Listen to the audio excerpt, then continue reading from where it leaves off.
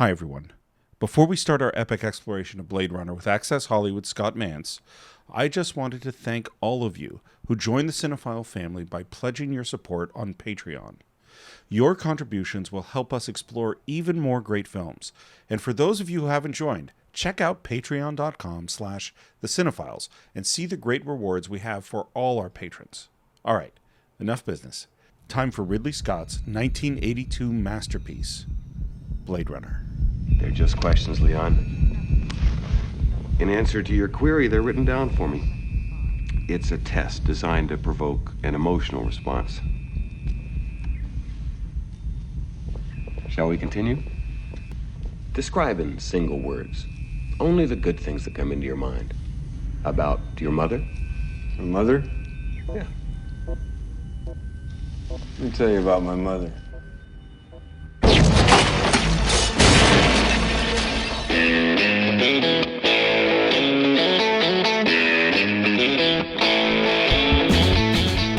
Hello and welcome once again to the Cine-Files, where each week we enter the world of a great film. We explore its themes, its history, the filmmaking, and the influence it has on us today. My name is Steve Morris. I'm a filmmaker and directing instructor in Los Angeles, California. Hello, everyone. I'm John Roca. You guys have heard me many times on this show already. So I'm a voiceover artist, actor, host of shows in LA, and I am crazy super excited for this episode of the Cine-Files. And we are very happy to welcome back to our microphones one of our greatest and possibly most requested guests of all time, Scott Mance from Access right? Hollywood. I think so. Right? I think we can fairly say that, yes. Wow, fellas, it is great to be back here talking movies with you. If the only way to follow The Wrath of Khan, the Citizen Kane of Star Trek movies, is by talking about the most influential sci-fi movie of all time.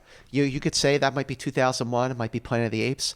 I think it's Blade Runner, and it is my number one favorite movie of all time. Wow. Bar none. That's amazing. So when you come back on the Cine-Files from this point forward, it's all downhill. It's downhill from here, boys. Every movie you're going to like less than what we're talking about right now. Well, listen, and by the way, for those of you who don't know me, then shame on you, but I'm the film critic for Access Hollywood, and I do a bunch. I do Schmoes No, I do movie fights. Yes. I used to do a show called Profiles, and I do Q&As and panels throughout Los Angeles and cover film festivals around the country.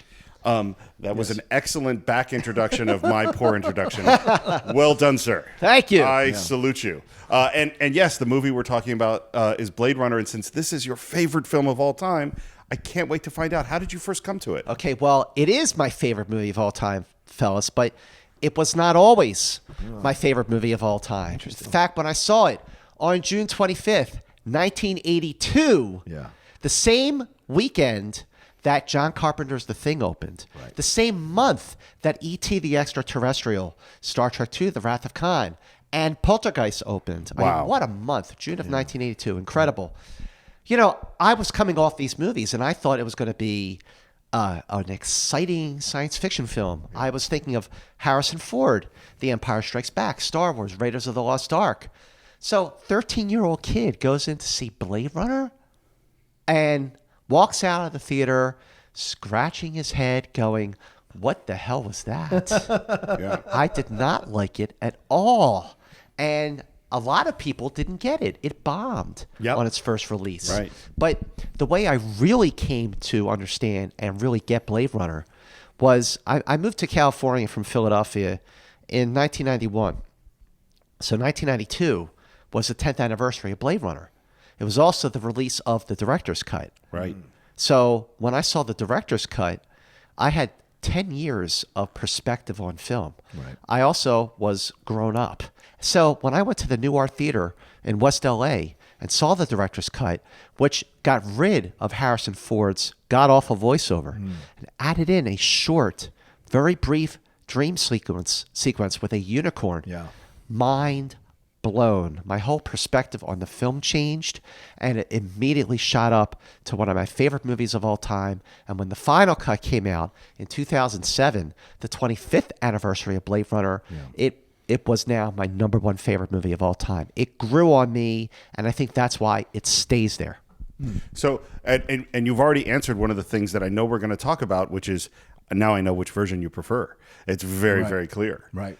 John, how about you? I came to it on video, like on VHS. I remember it was one of the first films I rented because once again, I think I was 12, 13, 14 years old. And I started to read articles about films because I was so getting into this idea of loving films so much. And this was one that people talked about in film magazines as being like classic and ahead of its time and whatever. And so when I watched it, I absolutely loved it. And the voiceover didn't bother me as much because that last scene when he says what he says to him in voice, I don't know why he let me live. There was just something about that affected me. And the noir aspect of it all was so awesome. And I'm such a fan of the rain that to me, the film is all dark and rainy. And to me, it just spoke all levels. And the romance between him and Sean Young, for whatever reason, it struck an incredibly powerful chord with me. So you liked it the first time you saw it? I did. I liked it the first time I saw it, Interesting. and I would rent it over and over again every few months. And then when the director's cut came out, and I remember I went to see it in the theater. I think it was downtown in DC at the Uptown, and without any voiceover, I loved it even more. And the unicorn thing was so amazing because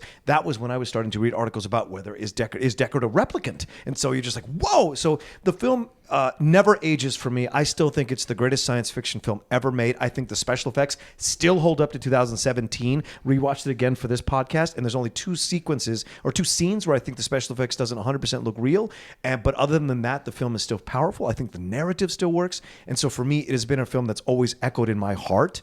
Always. Just always. Something about Harrison Ford's performance, Sean Young's beautifulness captured at this time, and Rutger Hauer's ruthlessness. Yeah, just all of it.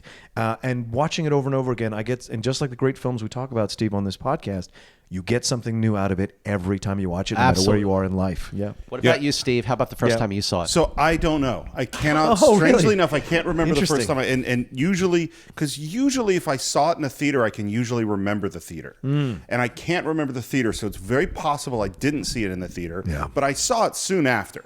I think, because I'm starting high school in '83, and I know it was in that VHS rotation, and I loved it with the voiceover. I definitely remember going to see it seeing the director's cut at the Grand Lake Theater in Oakland when it came out, and I remember. I'd seen the theatrical cut so many times that I could hear the voiceover playing. Oh, interesting. That's great. I knew what every... You saw the voiceover version that many times where even when you're watching it without it, you're still hearing it. I could still hear it. Okay. And so one of the interesting things about this movie, because we have multiple versions, I think there are like 6 versions total, is that I can't not have the experience with the theatrical version and really turn that off. So it's a little hard for me to go, because I probably saw it 20, 30, 40 times at least, because we rented it over and over again. Yep. And I think I had it on VHS for a long time. And so it was a long time before I saw the director's cut. Right. And for me, it's sort of, I loved that theatrical version. I love the director's cut for different reasons. They're different films in a lot of ways. And it's funny, though, because I went through, in doing research for this, I went through and went, okay, what are all the changes? They're not that many. Yeah. No, there's not. It's very few. It's not like you're watching like Star Wars A New Hope with the special edition where there's so many changes to it. Right, or like Apocalypse Now Redux. Where Right, Apocalypse Now Redo.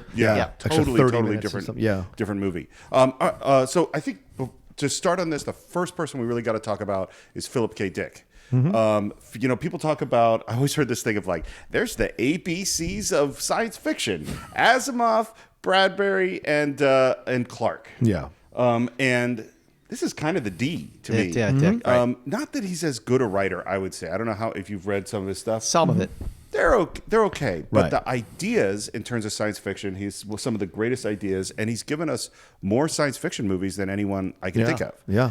Between Total Recall and Minority Report and Waking Life. Right. Yeah. Scanner Darkly. Right. And then we got Man in the High Castle. Right.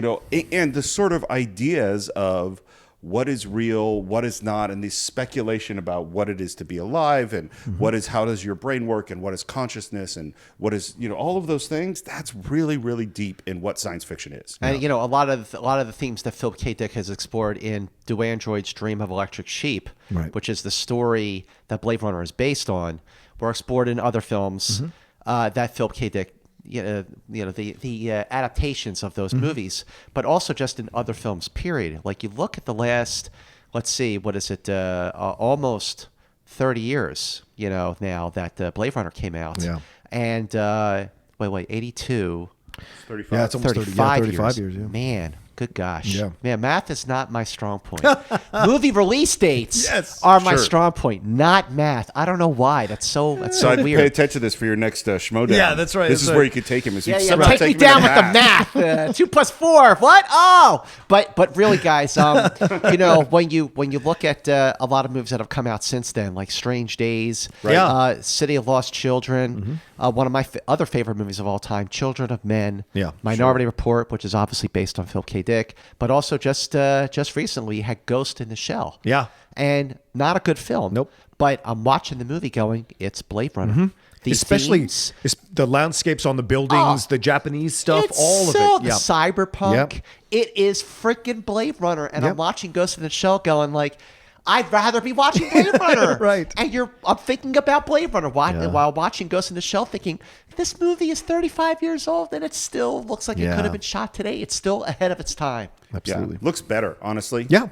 Because and we're going to get into this in detail, obviously, but A, it looks amazing, and B, it's real. Yes. You know, and that's the thing. You know, we CG has come so far, and it's so amazing, but this real is still real. Yeah.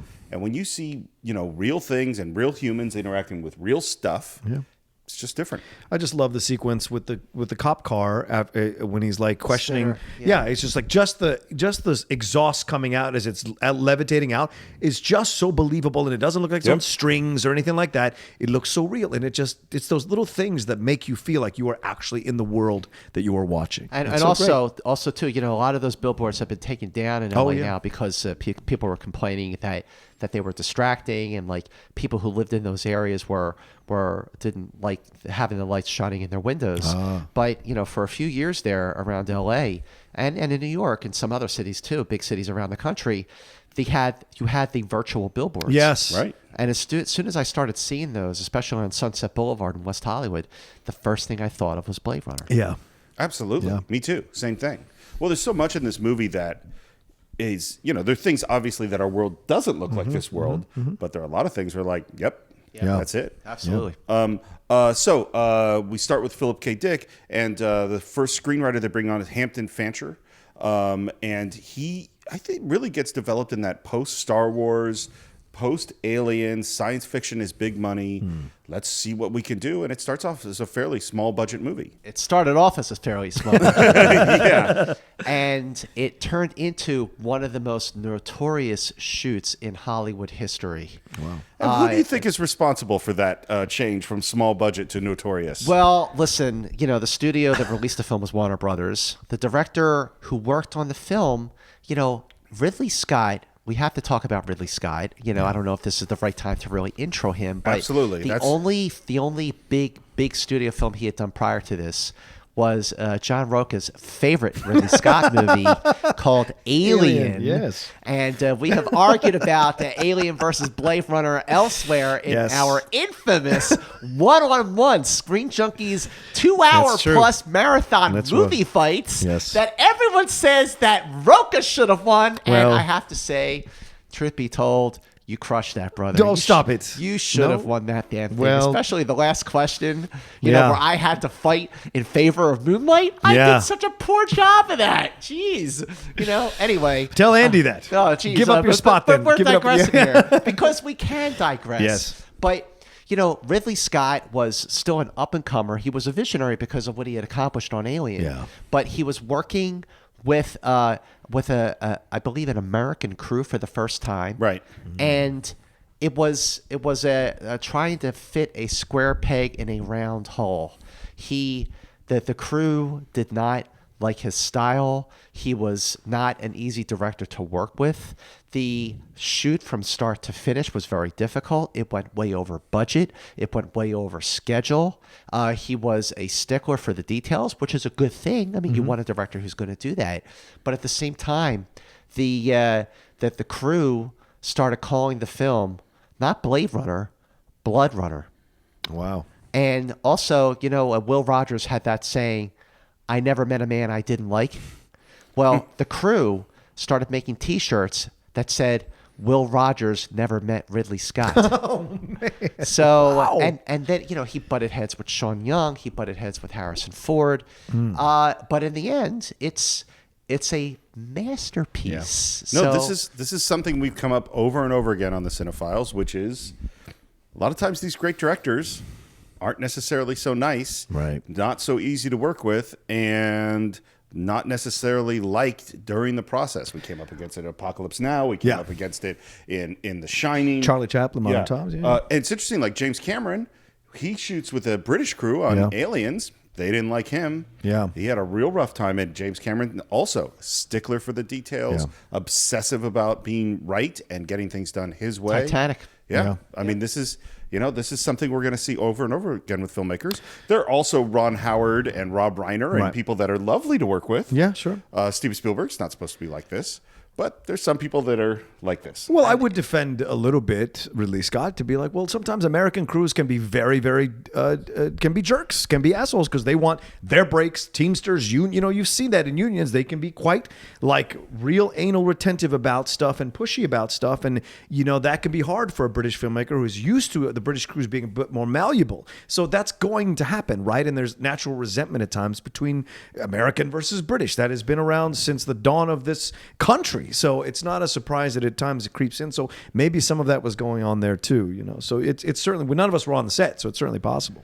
Well, I was going to bring up Francis Ford Coppola and Apocalypse Now. Oh, right, yeah. I mean, like after the two Godfather films in the conversation, he put everything, and I mean everything, into the making of Apocalypse Now, including mortgaging his house to finish it up. And that saying in the film, never get off the boat. Well, Coppola got off the boat when that movie was finished because he has never made a masterpiece since. Yes. No. That's a great point. That was it. He had 4 great movies in the 70s. Yep.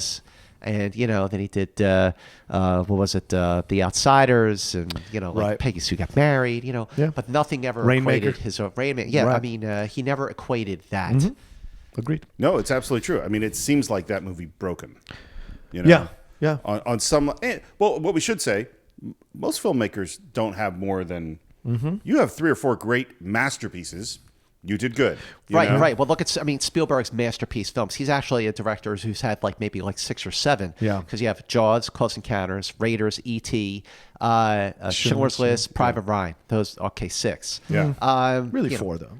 What's that? Yeah, really 4. 4. Yeah, E.T. and Private Ryan can go over. What? What? E.T. is a masterpiece. It's not a masterpiece Come in on. any way, shape, or It is a form. masterpiece. Not the movie not a fights. We're masterpiece. not on movie Fairy fights. tale. Not movie fights. It's not movie fights. But there are so many other elements. There's the direction. There's obviously the cinematography. Yeah. There is the production design, the costume design, and the music.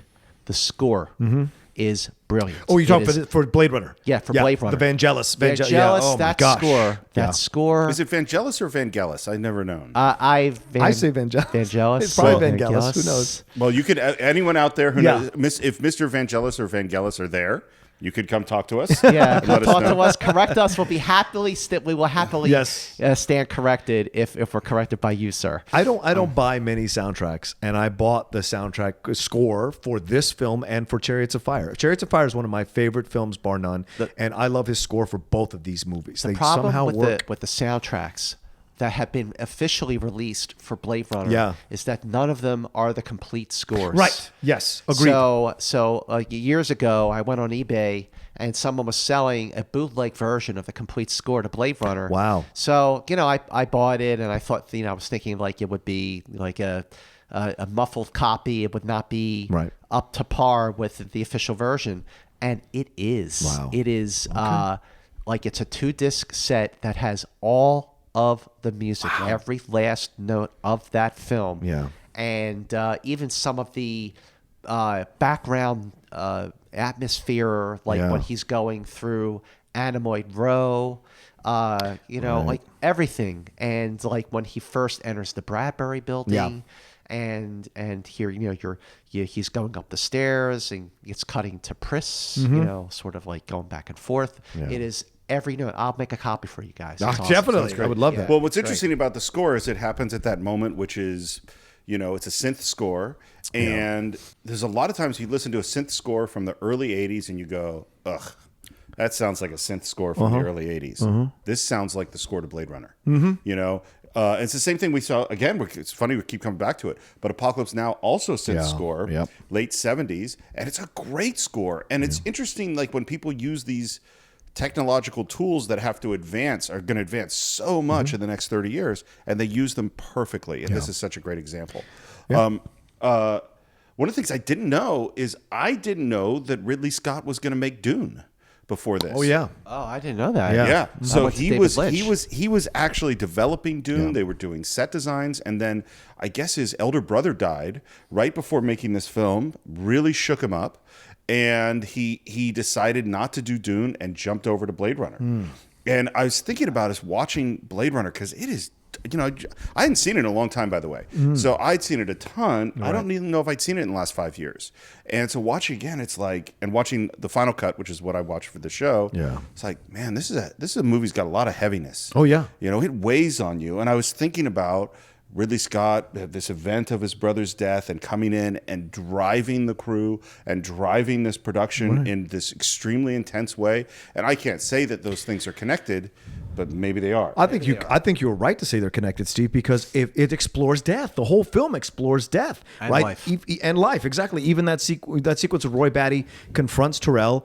He says, "I want what you might not be able to give me. I want more life. I want more Tyrell, life." Yeah, and Tyrell says. Yeah, right. And Tyrell says what he says, and that's the exploit. That's everything comes to that scene. Everything leads to that scene of him, which is almost an hour and a half into the movie, or an hour and 20 minutes in the movie, and it finally happens. And he confronts him, and he has that conversation. He wants more life, and this is the whole thing. So maybe he's working out these things about the death of his brother. Maybe. Like, he'd want him to, like, how could his brother have lived longer? Like, how is this possible if it was a surprise or something that wasn't expected? And so I love that. I'm sure that influenced what was going on. And the relationship, I think, between the meaning of your life and your longevity. You know, like what is the value? Who am I? And what is the value that I bring to the world? And particularly based on how long am I going to live? What if my days are numbered? You know, the light that burns shortest burns brightest, and you have shone so brightly, Roy. It's such a great scene. Yeah. But we'll get to that. Yeah, definitely. So Hampton Fancher is writing the script. The original title is Dangerous Days, because I guess they didn't want to do Android's Dream of Electric Sheep, which I actually really like that title, by the way. Title. And they bring in Ridley Scott, and man, as soon as Ridley Scott comes in, this production sounds like it's just a whirlwind. Like, he is changing things every single day. Every single day things aren't good enough. The script is constantly changing. Every time he walks into a design meeting, looks at a set, everything is constantly changing. There was something one of the producers said. He said something like, every time Ridley Scott picks up a pencil, it's going to cost you hundreds of dollars. Every time he picks up a pen, it's going to cost you thousands.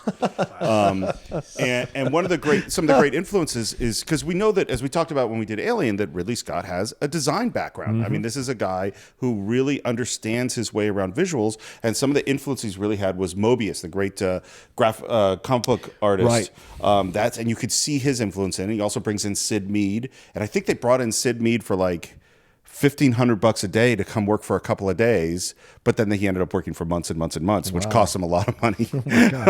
And you could see his design, throughout this whole thing. And when it gets, and the budget starts going, because it's supposed to be a small budget movie, starts going up, and that's when they have to bring in Warner Brothers and Alan Ladd Jr.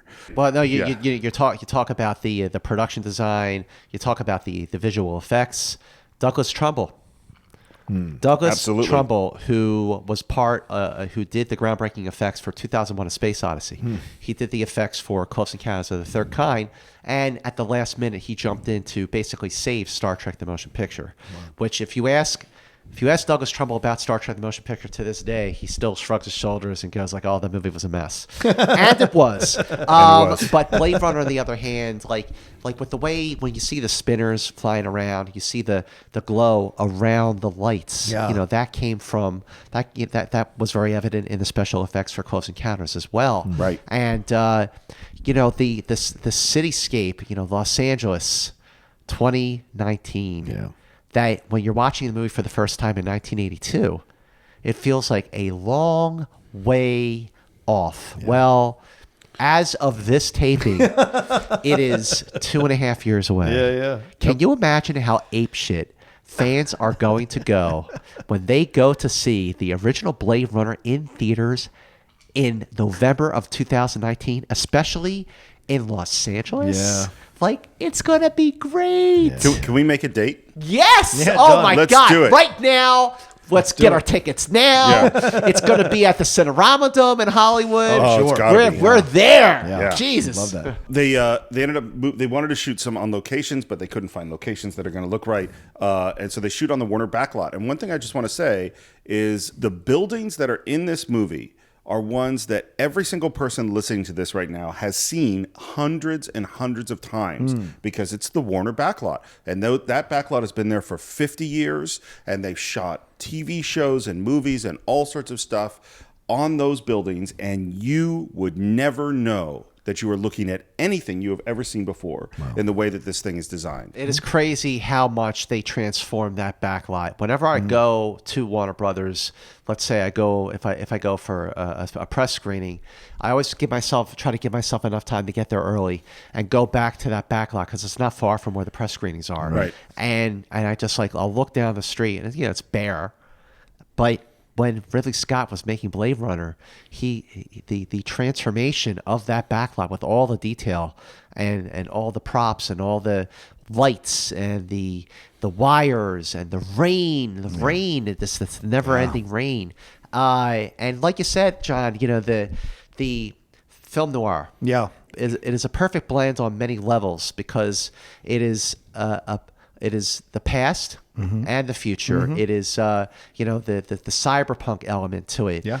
There's so many elements that blend the past and the future in such a perfect way that really no other, even other films that are inspired by it, don't come close to matching it. Yeah. No, it's absolutely true. And what you say about them combining these genres, it's so interesting to me because when we did Alien, that's a science fiction horror film. And this is a science fiction detective film, and particularly noir. Yes. And even though they're doing this futuristic vision, one of the things that's so brilliant is to create that vision, they're drawing from the past. And there's this 40s looks to the costumes and the way people talk. And this is, and we talked about this when we talked about Alien, is that one of the great design elements of Alien is that is a lived-in world. Yeah. It's not a pristine world like we would see in Star Trek or these other places. It has dirt in it, and people pick out their clothes, and their clothes are wrinkled, and they sweat, and they smoke, and they live. And in this one, same thing. We are in a lived-in science fiction world, not a pristine one. Even the sequences, Steve, I would say, like when he first encounters Emmett Walsh pulling out the full bottle of liquor with the 2 shot glasses. The when they're watching the interview, it's the blue hue of the projector, that kind of thing. All that vibe is there. Even Emmett Walsh's look and clothes, and Edward D. James Olmos's hat, his cane, all of it is very, very 40s. The trench coat is a little bit. It's kind of, you don't know what era that's from that Harrison Ford is wearing. It doesn't necessarily scream 40s, but it feels close enough that it feels evocative of that. And the one song in the film where you actually hear lyrics sounds like a 40s song. Dear. Right? Yeah. One more time. Yeah. It's just But you just because you mentioned the wardrobe, and to give it that noir look, but a futuristic look at noir is the trench coats. And at one point during the development, they wanted Harrison Ford to wear a hat, just like Marlowe did back in the day. Right. Well, he had just done a movie where he wore a hat called Raiders of the Lost Ark, and he did not want to wear a hat again. So his hairstyle was originally just going to be, parted to the side like it was in Raiders of the Lost Ark. Right. And then he shows up with this buzz cut, and people, were like, okay. He just wanted to look different. Yeah. He didn't want to look just like he did in his previous movie, even though the studio would have been perfectly happy with that to sort of ride the wave of Raiders into Blade Runner. That probably would have helped the box office of Blade Runner. And this is funny that I hadn't thought about it until you mentioned it, because I had never heard that story, but I remember seeing it. Can't remember if it was in a theater or not, but finding that hairstyle so jarring in the early 80s. Like, it was so different, and I so loved him as Han Solo and Indiana Jones, and this was a completely different thing. One thing I didn't know about the casting process is that they were talking to Dustin Hoffman. What? Dustin Hoffman, not only were they talking to him, but he had, as Deckard, he was so involved with the development of that film. that a lot of the notes that he gave were used. And when it came around to Harrison Ford doing the role, he liked Dustin Hoffman's changes so much that that's why he agreed to do the film. Good God, I can't even imagine. I can't either. It's one of the weirdest. Well, listen, anytime you have an actor own and crush a role like That's it, that, yeah. you cannot imagine anyone else playing the role. Yeah, I guess so. I cannot imagine anyone else but Emma Stone playing Mia in La La Land. I could. Like, can you imagine Brie Larson. if Emma Watson was going to play that role, like, because she was originally, or Brie Larson? Brie Larson would have killed it. Brie Larson, the next Meryl Streep? No! Oh my God! Movie Fights is crossing over into the Cine-Files. You brought it over. You brought it Make over. it stop! Maybe we should talk about this movie. Yeah, Maybe we let's go. should jump in. What's the Keep next going. thing? So we're going. So we start off with one of the most amazing special effects shots I think in Hollywood history, which is what they call it the Hades shot, which is this camera moving in over these smokestacks in this version of LA that's just remarkable. Dystopian. Yeah. Dystopian was the word that was with a capital D went into overdrive with Blade Runner. That opening shot, before you even see that, the title card. Yeah. Los Angeles, November 2019, and then the smokestacks are blowing up, and the fire and the brimstone. And you combine that with the score, because right from the first note of the score is boom. So you understand. Yeah, this is what we're dealing with. Right. The darkness, just a darkness, and the fire coming out amongst the things, amongst the landscape. All of it just puts you in a place feeling factories, feeling this kind of, once again, this combination of future and past. Past being the factories of the Industrial Revolution combined with the advancement of electronics. So we have this combination is so great right from the beginning, and then you hear the synthesizer music kick up as you're going across. Because what are you flying in? You're flying in this futuristic thing right from the beginning. And guys, cut in with those images of the hovering over the cityscape. There is an eye. Yeah. Right. There is an eye, and it is never explained. Nope. It is never revealed whose eye it is. Yes. And it gave me chills to hear Ridley Scott himself address that very scene at the beginning of Blade Runner. And he says, the reason that is there, you think you are watching the film.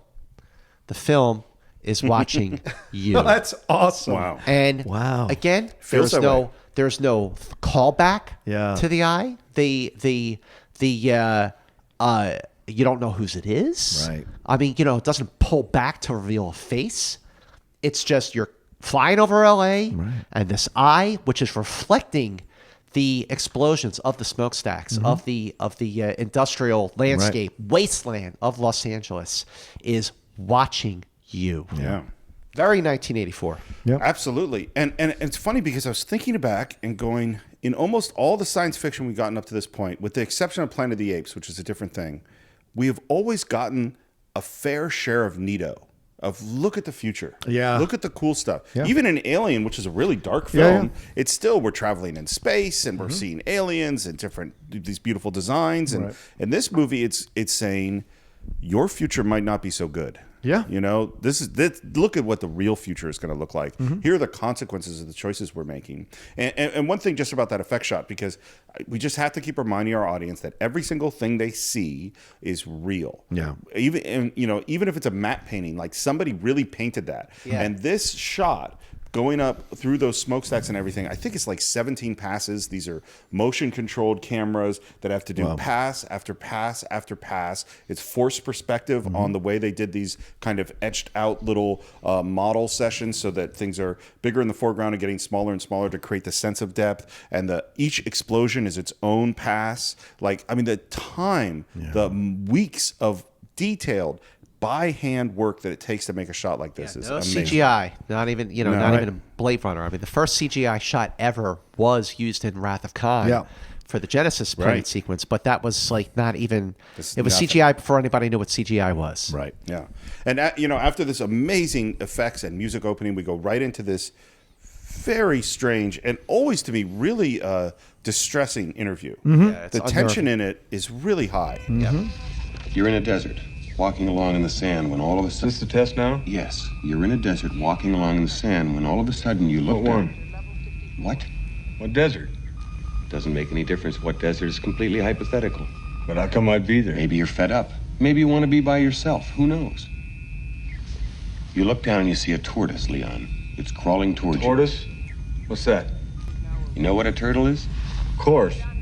Same thing. We don't understand what's happening. We don't know why we're here. We don't know what these questions are. And it's stressful, and we don't know why it's stressful. Right. Well, and also the sounds of everything, right? The electronic sounds he brings over from Alien. The idea of the clip.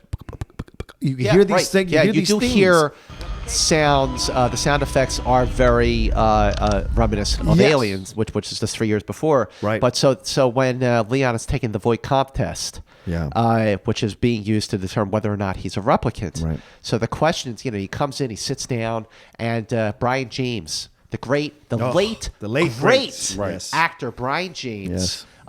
Is being given the Voight-Kampff test, and it's an unnerving sequence because not only is there tension between these guys, but you don't know Don't understand it. why are they doing it? Like, what kind of an interview is Yeah, and this? also the way he's cutting him off in the questions unsettles you, right? From the beginning, you're unsettled with the score, with the sound, with the factories, with the fire, all this stuff. Then this interview, and the interview is unsettling too because it's not a normal conversation. It's not clipped at a normal pace. It's faster. It's more jarring. It's cutting. There's no respect being given one way or the other, right? And then there's a pullback.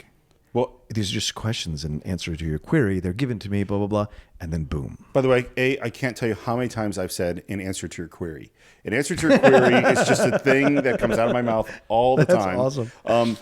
And the thing, too, is you sense that this is important. Yeah. That something really serious is happening, but you don't know what that serious thing is. It's a very distressing scene. Well, let me ask you, what's the first thing that comes to your mind when you think of your mother? My mother? I'll tell you about my mother. Let me tell you about my mother.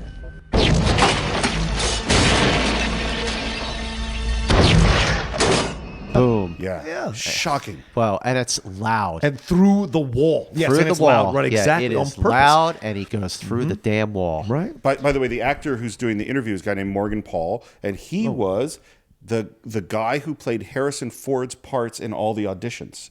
So he was the reader that Ridley how Scott funny. used. And after they finish all this, and he was, because you're an actor, you're happy he got to meet Ridley Scott, but it really said, hey, we might have something for you. Yeah. He was doing all the screen tests with like Sean Young and everything. That's great.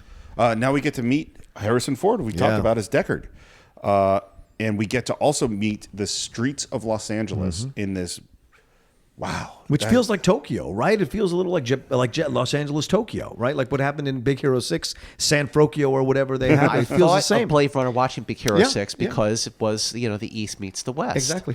And he's eating Chinese food. Yeah. Four. I love that. And noodles. And he's sitting there, he's reading the paper, and he's like looking up. He sees the airship that says off-world colonies, a new world, begin again.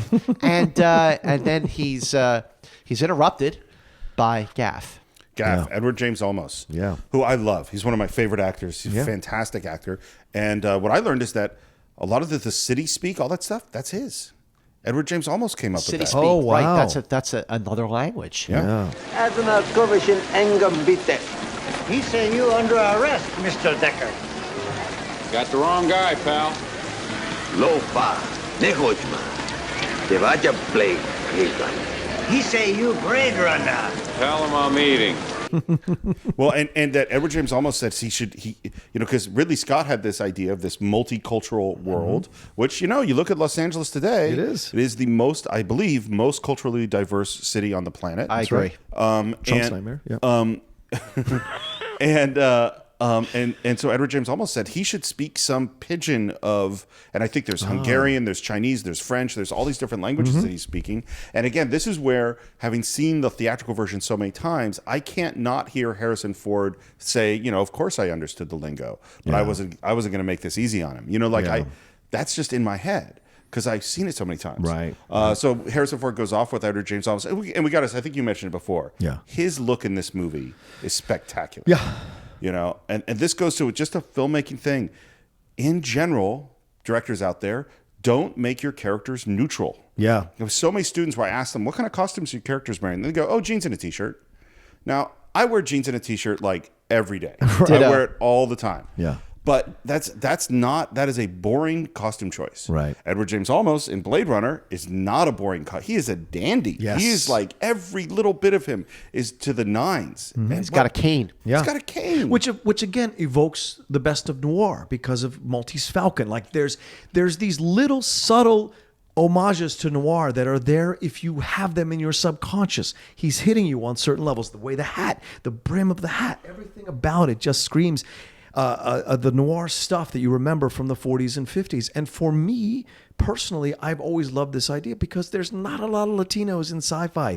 We don't seem to break this barrier a lot. And so to know that Gaff was Edward James almost meant so much to me growing up. And because I became a huge Miami Vice fan as well, to go back and see the movie again and again with Edward James almost, and of course Zoot Suit as well. But like, this is the one. And they don't make a big Edward deal James about it. Olmos in Zoot Suit is like a miracle. Yeah. His performance Yes. is so amazing. Agreed. And Stand and Deliver, he's fantastic in that as Oh, well. yeah. But the thing with him is that there's no comment made about it. He doesn't speak Spanish, so you know he's Spanish. It doesn't effing matter. Right. He is who he is. His name is Gaff, and he is given very little screen time, but he makes the most out of it as an actor would. In fact, A good guys, actor would. he makes so much of his screen time. Yeah. His brief screen time. And barely That- any lines. Yeah. And hardly any lines. But gentlemen, the movie is called Blade Runner. You think the movie's about Harrison Ford? You think the movie is about Deckard? The movie Blade Runner is about Gaff. Listen to this. Okay, hold on. The This is a movie controversial All right, go. statement. Wait, the movie Blade Runner is about Edward James Olmos. What? Now, this is a comment I am making at the top of the show, and we are going to revisit it at the end of the show. Listen, it's going to leave okay. you listening with that little nugget. That's good because The I movie actually. Blade Runner, Gaff is the Blade Runner. Wow. Let's continue, shall we? Okay, so We Rick go and meet Dick Emmett Deckard. Walsh. You're right. Emmett Walsh. Who But is before in the- that, you get in the spinner. Oh, in the spinner, sure. Right. You get in the spinner with Gaff, and you're hearing a lot of the sort of sound effects that you heard Yes. in Alien. So the spinner ascends, the exhaust shoots out from the bottom of the spinner, Mm-hmm. Yeah, I it love lifts that. off, and the score kicks in. Yeah. Wee, wee, wee, wee. And you are flying above LA. You are seeing some of the buildings look very much like the past. Yes. Most of them look very much like the future. And if you look closely, you could see an upright Millennium Falcon. Oh, yes. Yes, you can see an upright Yes. Millennium Falcon if you're looking closer in the foreground Right. during that scene. And Harrison Ford, Deckard is eating his noodles Yeah. along the ride, Yep. and you're above Los Angeles, thinking this is both beautiful and menacing. Yeah. At the same time. Yeah. Absolutely. And then it descends. Okay, you're above Los Angeles, futuristic, Yeah. and then when you get back down to Earth in the literal sense, you are in Union Station, Union Station. Yep. which is where the police are, which is where we meet Emmett Walsh. Who's a great character actor. Oh, yeah. Plays a truly horrible person in this. And he pressures Deckard into, I need the old magic back. You got to come back and be a Blade Runner one more Stop time. right where you are. If you're not one of us, you're little people. Yeah. And again, I hear the voiceover. I can hear the voiceover for that moment. So, and Deckard agrees, and now we're going to get a briefing where we're going to replay this interview. No choice, huh, pal? No choice, pal. Yeah, he's a horrible person. Yeah, he's a mean person. So we get that interview, and it's so funny. The interview are different takes. You can tell it's a different take than the one they used in what we just watched. Right. He's more relaxed in the delivery. Brian James is in the delivery of these lines that he said before. Let me tell you about my mother. It isn't as menacing. Yeah, you're right. It It's a does look little like more they're relaxed. different takes. Which to me speaks to something, because if we're having him voiceover, it's supposed to be how Harrison Ford sees it, right? If he's the voiceover, he's the eyes and ears that we're supposed to be following as Okay. the protagonist. And so maybe that's what he sees when he's looking at this. Because why? If he's a replicant, he won't see the evil of another replicant. He sees the logic of the replicant. So to me, in that moment, he is watching this interview and he does not see the menace of Brian James. He understands Brian James's resistance to the questions. Now, the original cut of the film. That's my opinion. No. Listen, that is an excellent perspective, and it's not something I ever thought about. Well, I always surprise you, Scott. Yes, you definitely always surprise me, and I'm a happy person for it. Me That's too, what makes with you interesting. But in the original dialogue, Yeah. Emmett Walsh, he says that 6 skin jobs escaped. Right. So 4 of them, you got Roy Battery, you got Pris, you got Zora, and you got Leon. Who were the other 2? Right. Well, he says in the extended edition that they got burnt in the electric fields or One whatever. of them got burned in the electric Yeah. field, but until the voiceover was changed for the final cut. Oh, interesting. Because that would be Rachel and Deckard. Deckard. Oh, son of a bitch. Okay, but now never you could thought of argue that well he fixed the dialogue. But Right. that doesn't make sense. But- but that doesn't make sense because he would remember if he had escaped. But he is a replicant. He is programmed. Sure. So maybe his programming was adjusted, and now they're Right, 'cause they using give them they're his using memories. a Can I tell you replicant to why hunt this isn't down true? the other replicants because again, the Blade Runner in this film is Gaff. Here's why this isn't true, and I'm not trying to because for, at least I for will one of prove them, you wrong, at sir. least for one of them, they had cast the 5th replicant as a woman. okay. They had written the scenes and they ran out of money and didn't do it. So Okay. so it can't be Rachel. Okay. Okay, or at least one of those 2 cannot be one of these 6. That's fair. But I'm just going to pose this question again, and I will revisit at the end of this broadcast. Yeah. Why is it that every single time Deckard gets rid of one of the replicants, whether it's he actually kills him or someone else kills one of the replicants, like when Leon Rachel got Cohen, shot in the yeah. head, Gaff is there. He's always there right afterwards. He always great the point. cavalry shows up after the fact. How close after? Very close after. How do you know? Because you're watching the film. You see him. You're watching the film. Like after Zora Yeah. dies, Gaff shows up. Yes. How Okay. long does it take before Gaff shows up? Gaff shows up right there. Yeah. Like, he goes after Zora dies, Deckard goes to get a drink. Yes. He goes, is this okay? He goes, yeah, I'll take it. And then Gaff walks up right behind him and hits him with the hammer. Yep. That's true. After, You're right. After Leon dies. Well, no, after Leon dies. Well, Gaff was just there right before Right Leon before, dies. Right before Leon. Gaff has just right, been there. Right. And then- Gaff was there Right. with Emmett Walsh. Right. Okay. So then, Because he says there's 4. Because by this point he realizes Rachel is a replicant, and he says there's 4. And he's no, there's 3. and he then, goes, and "No, then no, no." even after Batty dies yeah, at the end of Right. the film, there's the That's right, spinner he's right there. shows up. He's right there. Interesting. He's right there, and Gaff says, "You've done a man's job, sir. I guess you're through, huh?" And he goes, "Finish." And that's when the whole, Yeah. it's too bad she won't live. But right after that massive fight with Batty, and he is beaten, bleeding, and exhausted, the spinner rises Yeah. and he gets out and says, "You've done a man's job because you are not a man. You are a replicant." Interesting. Well, that's certainly Gaff evidence that. is the Blade Runner. Well, that's certainly evidence that he's a replicant. Yeah. And if Whether- you disagree with me, hit me up on Twitter at MovieMans and tell me that I am full of shit.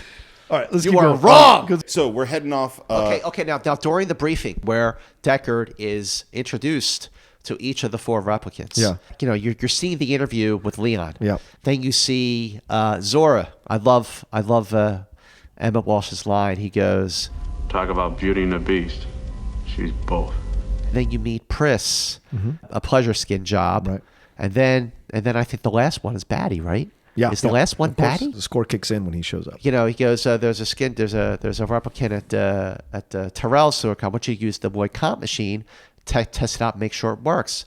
And he goes, and what if it doesn't work? And he just kind of looks at him. So then, so the next scene is Deckard is going to Tyrell. Yeah.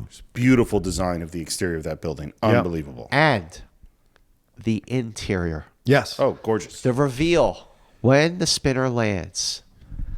The inside of Tyrell's office. Yeah. This huge, massive office. The cinematography, the lighting of that scene is one of the most beautifully lit scenes I have ever seen. Yeah.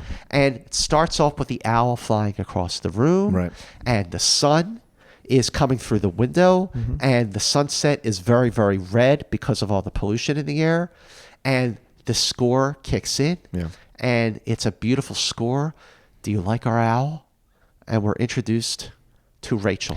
Now, I want to say something real quick. To me, what's so interesting about this whole sequence is it's very Egyptian. And Absolutely. it evokes Egyptian feeling, right? The building on the outside feels like a pyramid. On the inside, it feels like those old school Egyptian throne rooms with the owl, which is a symbol of the Egyptian times as well. And the long table, all of it, and the sunlight. And when the sunlight, when they put the shades down when shit before they goes do the down, test. And you know, But we you get- have the sunlight shining off the water, and Yeah. the water is Yeah. the light from the water is going against that's the right. wall. Yeah. Like God only knows how long it took for them to light that scene. But Couple of things I just want to jump in real fast Yeah. about it being Egyptian. First thing is, Egyptian is very Art Deco because Art Deco is strongly influenced by the opening of Tutankhamun's tomb. Oh, wow. And that's what a lot of those, if you look at Art Deco stuff, a lot of it comes from that Egyptian fad. The other interesting thing about it is originally, and they didn't shoot this, they was going to have Tyrell is dead, and that is also a replicant, and he is living in his body is in a sarcophagus underneath that thing. So the whole pyramid thing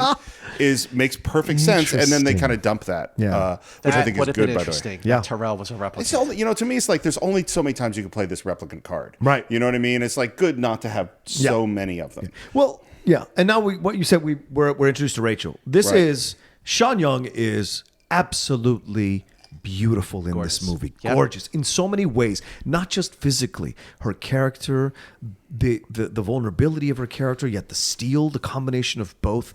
It makes you like, it's this fantasy woman. It really is, because Deckard falls in love with her in literally like 45 minutes. Like, it's literally no time at all, because she is this unattainable, unblemished beauty. And so he can transpose his ideas, his thoughts on her, his ideas of this romanticism, right? And she is so like just powerful in her presence, but not inaccessible. And I think that's what's so amazing. Unavailable versus inaccessible. These are two different things. And so I love the way she comes in and commands the stage and says to him, like, and she even has a smirk when he says he's going to try. He's like, not me, try it on her. And she goes, Yeah, she smirks. She smirks because Yeah, she thinks yeah, she's yeah. human. But the And way thinks she she's sort of smarter than challenges him, she says, May I ask you a personal question? Sure. Have you ever retired a human by mistake? No. But in your position, that is a risk. and then Tyrell comes in. Yeah. Is this to be an empathy test?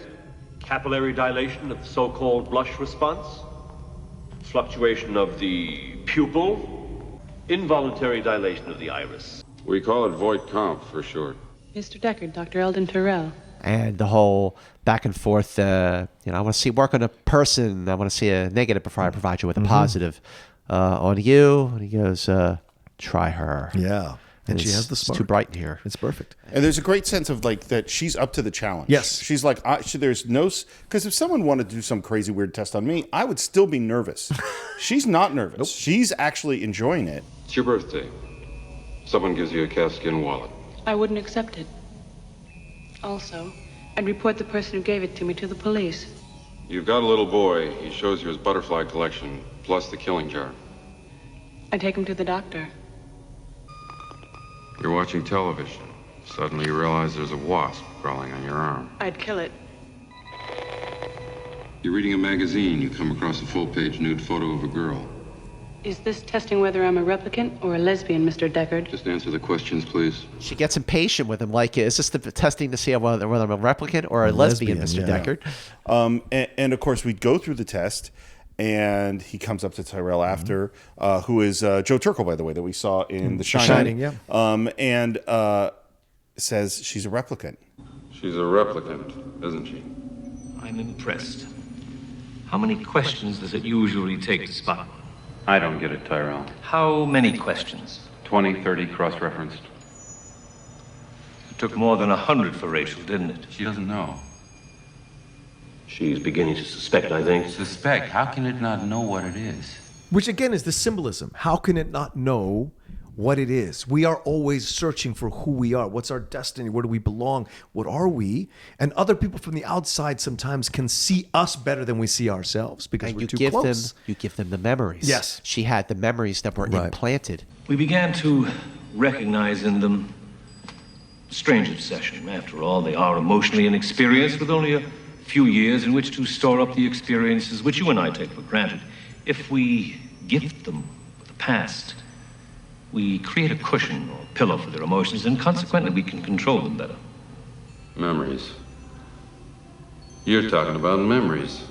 And that's how Deckard knew about them when Rachel went to his place. And she was like, basically facing her quote-unquote mortality by realizing that she is a replicant. She probably only has like 4 years. Well, and this gets into what is really good sci-fi, which is, what does it mean to be human? Yeah. What do our memories mean? What is consciousness? What is the value of human life? And at what point do we value it? Because at the beginning of this movie, our setup is these aren't humans. Right. And at this moment, how does it not know what it is?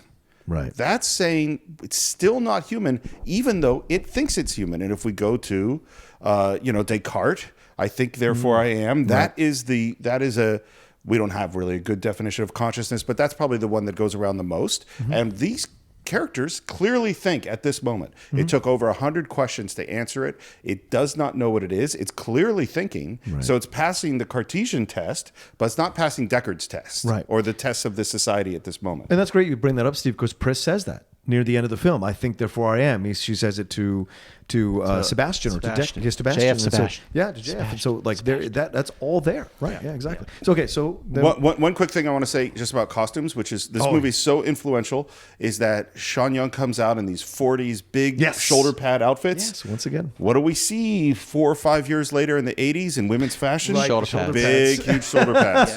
Now, I'm not saying that I know that comes from Blade Runner, but it's in Blade Runner. But maybe it did. Yeah. But it's also evocative of noir. This is what we have noir films, and also her hairstyle is very 40s. Well, and one of the things that I know that Ridley Scott talked about is that fashion is cyclical. And we know this because we saw the 70s come back in the 90s and we see the 60s come back in the 80s. And so he's looking at things and going, the 40s are back. And that's part of what's happening within this film. So this is a detective story. And so we go off, we have that key piece of information we get in the interview, which is the address. And we go back to where Leon lived.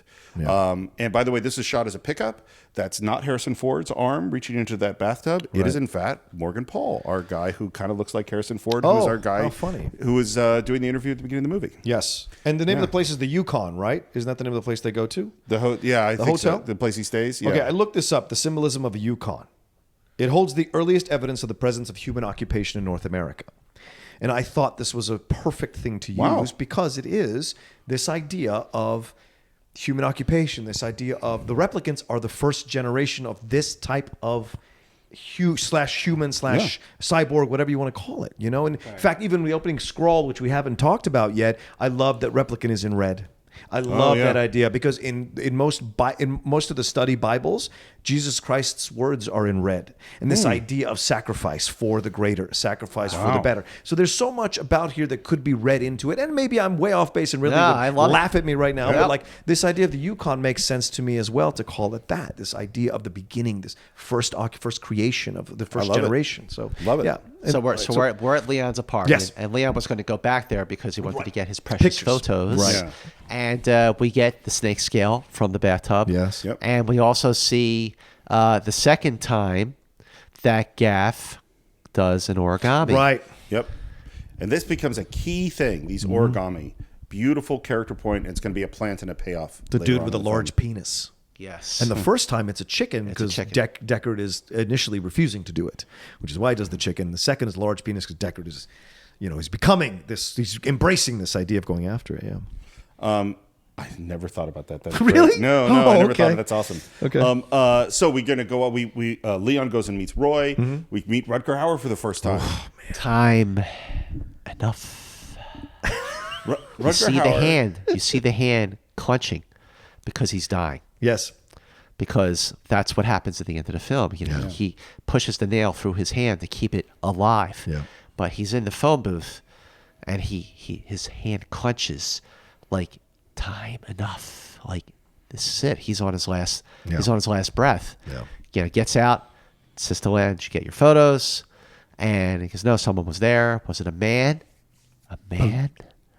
And he shakes his head and he goes, "Police man." And then they walk off, and it's again beautiful. It's shot. You have the glowing graffiti of the Japanese, and the cans on fire, and the bikers go by, right, and they go to I Just Do Eyes. Morphology, longevity, incept dates. Don't know. I don't know such stuff. I just do eyes. Just eyes. Genetic design. Just eyes. You Nexus, huh? I design your eyes. James Hong. I Just Do Eyes. I love him. And I can't stop. It's like Big Trouble in Little China is such a big movie for me, and he is so great, and he's just one of these great iconic actors that you see in all sorts of movies you love. He's great in this scene. And he looks the same age. And it's like Max von Sydow. He has been 70 years old since the first time I've seen him. Yeah, he until always now. looked old. He's It's like always Steve looked Martin. old. Steve Martin has always looked like an old man. That's right. Yeah, and this was really shot in a cold storage place. Oh, wow, yeah. It is really cold. They had major problems with lights. The lights were smoking. The actors couldn't breathe. And again, Ridley, not nice to his actors. He doesn't really care. It was a pretty brutal shoot, but the scene is great. And you know, Roy is a great bad guy. Questions. I don't know answers. Who does? Tyrell. Yes. It's one of the great bad guys, and definitely the best character that Rutger Hauer has ever played. Absolutely. And not Better than Blind Fury? Better than Blind Fury. What? Yes. Okay. He's not necessarily a bad guy. He's trying to live. He's trying to figure out how to live. To him, but when he kills Tyrell, that's you can see what feeling you feel about that. But he's trying to find out. They used them as slaves. They created them to be slaves, right? He says this at the end of the film: "Live in fear. This is what it's like to be a slave." You know, and so I don't see him necessarily as a bad guy. When I was younger, absolutely, but as I'm older now, I see what he's trying to do. I understand his logic. Is he doing it the right way? No, because he's torturing people. He's hurting people. What he does to James Hong in that scene makes him freeze to death to give him the information. So because he doesn't have time to be nice or to take his like he has to be ruthless. By the way, I couldn't agree more. And as soon as I said bad guy, I didn't like the fact that I said it. And slight spoiler alert: I have my own theory that we're going to get to at the end of this film. Well, let's get to it. So we get a little bit more information. We find out about this name, J.F. Sebastian. Yeah. That's the guy to get to Tyrell. And then we go back to Deckard, who goes home to his fascinatingly designed apartment. And very tall. Number 97. He's on the 97th floor. And goes in, and who's waiting for him in his apartment but Rachel? Who's waiting for him in the elevator? Yeah. Is Rachel. And he pulls the door gun. closes, he takes out his blaster. Yeah. And then listen, she's now on to the fact that she's a replicant. You think I'm a replicant, don't you? Remember when you were 6? You and your brother snuck into an empty building through a basement window. You were going to play doctor. He showed you his. And when it got to be your turn, you chickened and ran. Remember that? You ever tell anybody that? Your mother, Tyrell, anybody? Huh? You remember the spider that lived in a bush outside your window? Orange body, green legs. Watched her build a web all summer. Then one day there's a big egg in it. The egg hatched. The egg hatched, And? and 100 baby spiders came out. And they ate her. Implants. Those aren't your memories. They're somebody else's. They're Tyrell's nieces. And he's like being totally insensitive, and It is so horrible what he does to her in this moment. He's very callous. It is completely unfeeling. Which part of me, by the way, goes maybe, and that's evidence that he's a replicant. Well, Maybe. No human empathy here at all. No, but it's very evocative of noir stuff. Humphrey Bogart is very callous in all the films he's True. in, right? With Yeah. all the women that he interacts with, and later on he physically pushes her against the wall, which we'll get to that scene at some point. But like, this is his approach. This is a very noir approach to the situation. It's unknowingly callous. He isn't malicious on purpose. He catches himself when he realizes what he says, and she storms out, and that's why he calls her from the bar when he goes to see Zora. He's trying to apologize in his ham-handed way. It's not my kind of place. Right, and she lets him in a little bit, and but he's very callous. You're right. It's brutal. But then he shows remorse. He's like, you want a drink, and he goes to get her a drink, and she's, Yes. but when he comes back, she's out the door. Yeah. So and while all this is going on, the back and forth between Deckard and Rachel, you hear Rachel's theme for the first time. Yes, Rachel's theme, the beautiful score, and it's something that happens, later in the film. That beautiful piano score, it's just so gorgeous. And then listen, now we finally meet Pris and J.F. Sebastian. Right, it's a outside, great intro. Yeah, right outside the Bradbury Building, which is a Los Angeles landmark. Yeah. And when I first moved to LA, one of the first things I did was I got to see the Bradbury Building at 3rd and Broadway downtown. And you walk in that building and it looks just like Blade Runner. It's still. I disagree. I think it's gorgeous, and I think you should visit it and go walk in and look. But it looks amazing, but it is beautiful and pristine and clean. So it doesn't look like Blade Runner to me. I know that it's the same building because the way that Blade Runner is dressed is so gritty and dark and wet and messy and grungy and old, and the Bradbury Building is beautifully preserved. But if you take away the rain, if you take away the moody lighting, then that's the Bradbury Building. Yeah. Sure. It doesn't look like, even with all that lighting to accentuate the scene, like you talk about the backlots of Warner Brothers, how you look at the backlot now, you're like, oh, there's like, I can't believe they shot Blade Runner here. Right. But as soon as you walk into the Bradbury Building, totally true. it looks just like it. Well, not just like it, but enough like it, because they didn't have to do much to change the look of the building. The actual for Blade architecture, Runner. it's remarkable architecture. It's kind of an anomaly architecturally, is my understanding. It doesn't look like any other building in Los Angeles. It's very much its own thing, built by an architect that didn't do a lot of other stuff. Right. And one thing that I just found out is that people were working in the building when they were shooting, and so every single night, they shot all nights. They had to clean everything out and make it perfect so people could come and work and redress, so then they start shooting. I don't know how you could possibly they do shot that. at night. They would put the water everywhere and the lighting, and then have everything like brand spanking new in time for the next morning when people would come in to go to work. How awesome would that be to go to work at the Bradbury Building? That would be awesome. So then what happens next? Now we we have Daryl Hannah and J.F. Sebastian, William Sanderson. Right. Their relationship is really kind of sweet and lovely, and we get some. She's using him. Right. She is using him. She is, and she's been no question planted about by it. Roy. When they meet outside, he's like, "Sano, you want to come in?" Yeah. And she's like, "Oh, I don't have any place to go. Whatever. I'm really hungry." And he goes, "Oh, you want to come up?" And when Sebastian turns her back on Pris to sort of lead the way, the look that Pris gives him, she is using him. Yep. She's True. taking advantage of it. It's true, absolutely. Yeah. Now, one of my questions is at what point does J.F. Sebastian recognize that these are Nexus 6 or that these are When replicants? Batty shows up. When Batty shows When up. Batty exactly. shows up. But when they go up to Sebastian's apartment, she is playing into him because, she's very pretty, she's young, and they go up to his apartment and you realize that he's like this lonely guy who lives with his toys. Good evening, JF. Home again, jiggity jig. And then all the, real actors. Yeah. Real actors, not animatronics, not special effects, real actors, little people made up to walk around like they're toys, or mannequins. Right. Some of them are mannequins, but it's again, all the lighting in Sebastian's apartment is gorgeous. Yeah, gorgeous, absolutely gorgeous. Yep. We have a unicorn dream, depending on what version you watch. Yes. Now we're talking about the final cut, and the final cut version of the unicorn dream.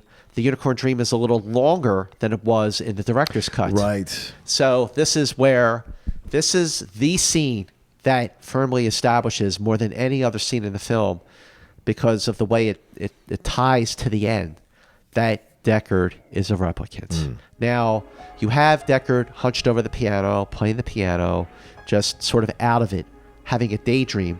And then you hear the music swells and you see the unicorn.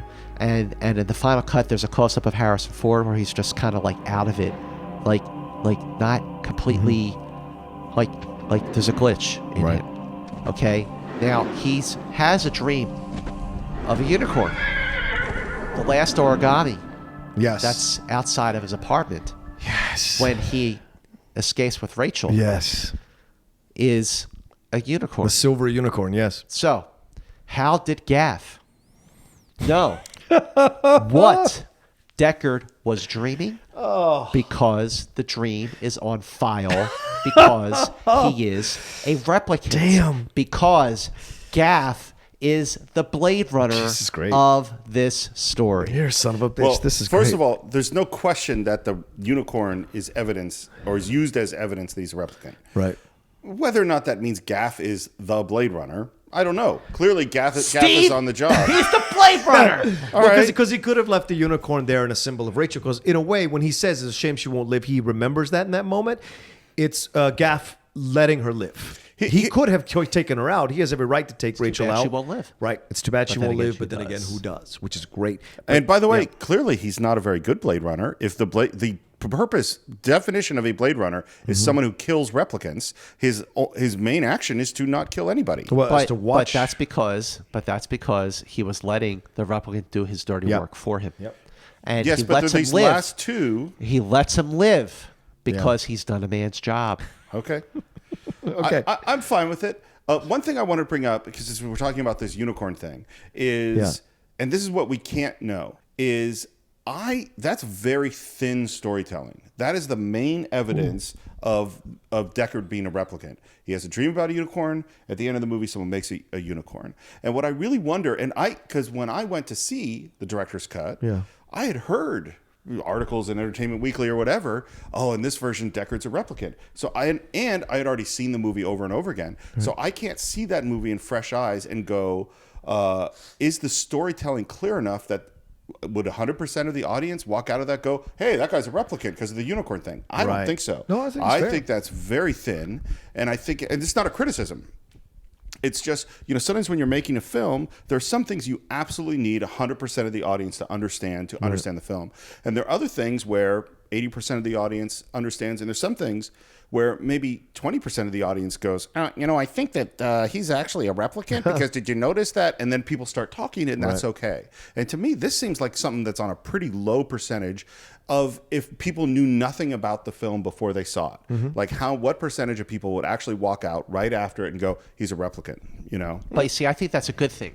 Yeah, the it's fact not a criticism. that it was that even after the director's cut came out and the dream sequence was included, I still think that it's a great thing that when it's so subtle that people pick up on it and that it goes, even the 1992 version of going viral, which meant that it was just like in magazines and stuff like that. Because I remember a friend of mine handed me an article or something, this was before the internet. It's exactly what it did. It went 1992 viral.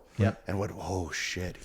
But you see that, and that's the beauty of it, that even when the final cut came out in 2007, I interviewed Ridley Scott, and definitely it was a bucket list interview because it was for Blade Runner. Wow. And he had to put his leg up on a chair and put ice on it because he sprained his ankle playing tennis. That's what I remember about it. But he was super, super nice.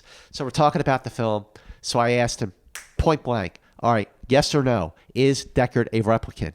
He goes, what do you think? I said, yes, he is. He goes, why do you think that? And I said, well, the dream sequence, the unicorn, the origami of the unicorn, he has to be a replicant. He goes, you're right.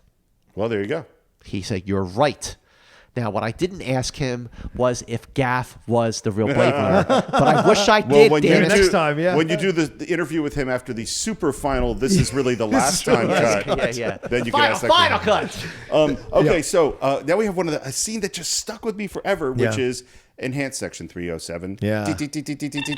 I love this. I mean, this is such a geeky thing. And of course, we live in the world where we're doing that by spreading our pinching and zooming now. It is forensics by way of Google Maps. Yeah. It's you're right. I didn't equate it with like, spreading the thing on your phone and but that's what it is. It's you're doing forensic evidence just through pictures, zoom, no, pull back, go to the right, 336, stop, zoom in there, pull back, 386. I mean, it's like, it's what? so cool. Yeah. And it's funny. I remember one of the things you have to do when you're doing science fiction is you have to imagine the future. Yeah. So you have to try to figure out what is science going to come up with? How is the world going to work?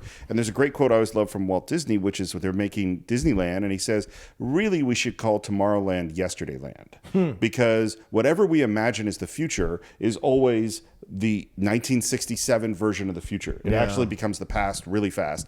And this is one I was thinking about. I was like, this is 1982. No one's seen a mouse, or almost no one has seen a mouse on a computer. And here we are in 2017, and we're 2 years before this movie is supposed to take place. And what's our new technology we're using all the time? Voice recognition. Yeah. Right. We're actually going into Siri and Alexa and all those things. Even FaceTiming.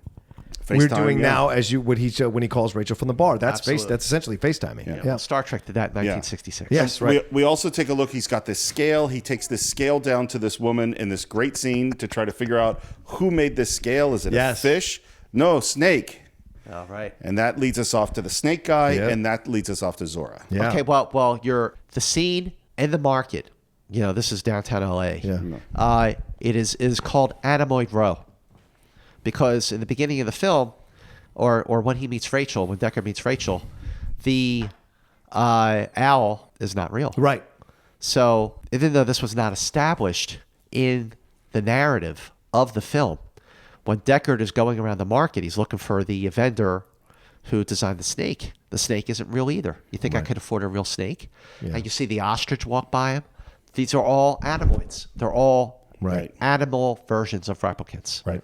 I don't know why. Maybe global warming? Who the hell knows? Right. It's raining in Los Angeles. Now, it rained a lot this year in Los Angeles, but normally it never rains here. And you're watching a film about the future of LA where it rains all the time. Yeah. Well, this is also, it's a weird noir thing because in classic noir, most of which is in LA, people are always in these trench coats. Yeah. It's always like, nobody's wearing short sleeve shirts in this. Like the vision of what noir LA is not what I'm seeing out the window right now. Well, this whole bar sequence is so great. The whole scene. And once again, it's him trying to apologize to Rachel.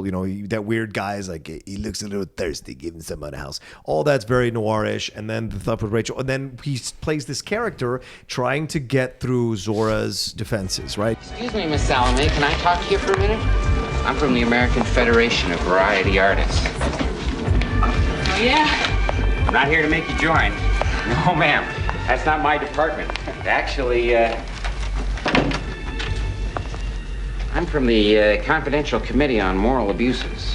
He ends up in her dressing room, and his voice changes. Like initially he's like, hey, I'm from the association, blah, blah, blah. And then eventually he does this blinking thing where his voice comes back to normal. And then Joanna Cassidy, great Joanna Cassidy, she does this whole sequence, does the shower, her hair into the, all of that is just, and the music is hitting, the synthesizer music is hitting. And then she comes out and puts on this like almost futuristic Barbarella type top with the plastic jacket and, hits him in the ribs and whatever. She's onto him. When is she onto him is my sequence. And I watched it twice or three times this scene today. When is she onto him? Because you never see her go, wait a minute, there's not a moment. There actually is a quick moment. There is? Okay. There's a quick moment. Like, when he goes, I'm from the Committee of Moral Abuses. Moral abuses?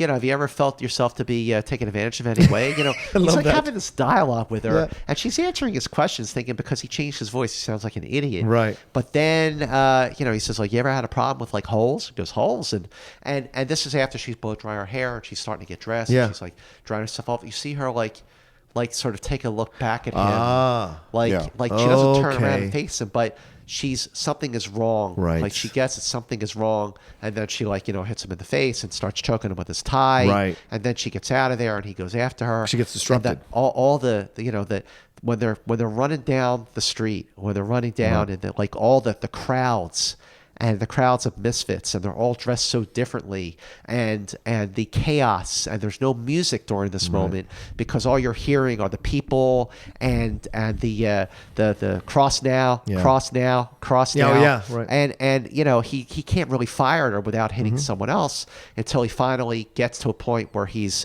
got her in his sights. He's like, move, get out of the way, and she's running away, and he's finally, because this is the first time that he really on his own kills a replicant. Yes. Because you know, like that was really the moment when she was running through and he hits her and she's running through the glass, and then she dies, and it's a great scene. Yeah, it's a great like winter scene too, almost because of the sequences that are happening here, right? It was to me, it evoked the Oranishi scene in Kill Bill when they have that fight, and after she strikes that last blow, the bride does her slow descent onto the floor. It's very reminiscent of that because it's done in slow motion, obviously in Blade Runner. But once again, it's this idea of this coldness, this kind of like this aloof, this distance, and you see it happening here in the death scene. So, and then he has the sequence, he has this. I'm Deckard, I'm a Blade Runner, and we see Leon watching this whole thing. So we see Leon watching Pris get killed by Deckard, right? It's Zora. Zora get killed by Deckard. So Joanna Cassidy. But Leon is watching. Now, in the original cut and the director's cut, the scene was shot with a stunt woman. And when the stunt woman is running through and gets shot and breaks through the glass, it is obviously a woman in a wig. It is obviously a stunt person.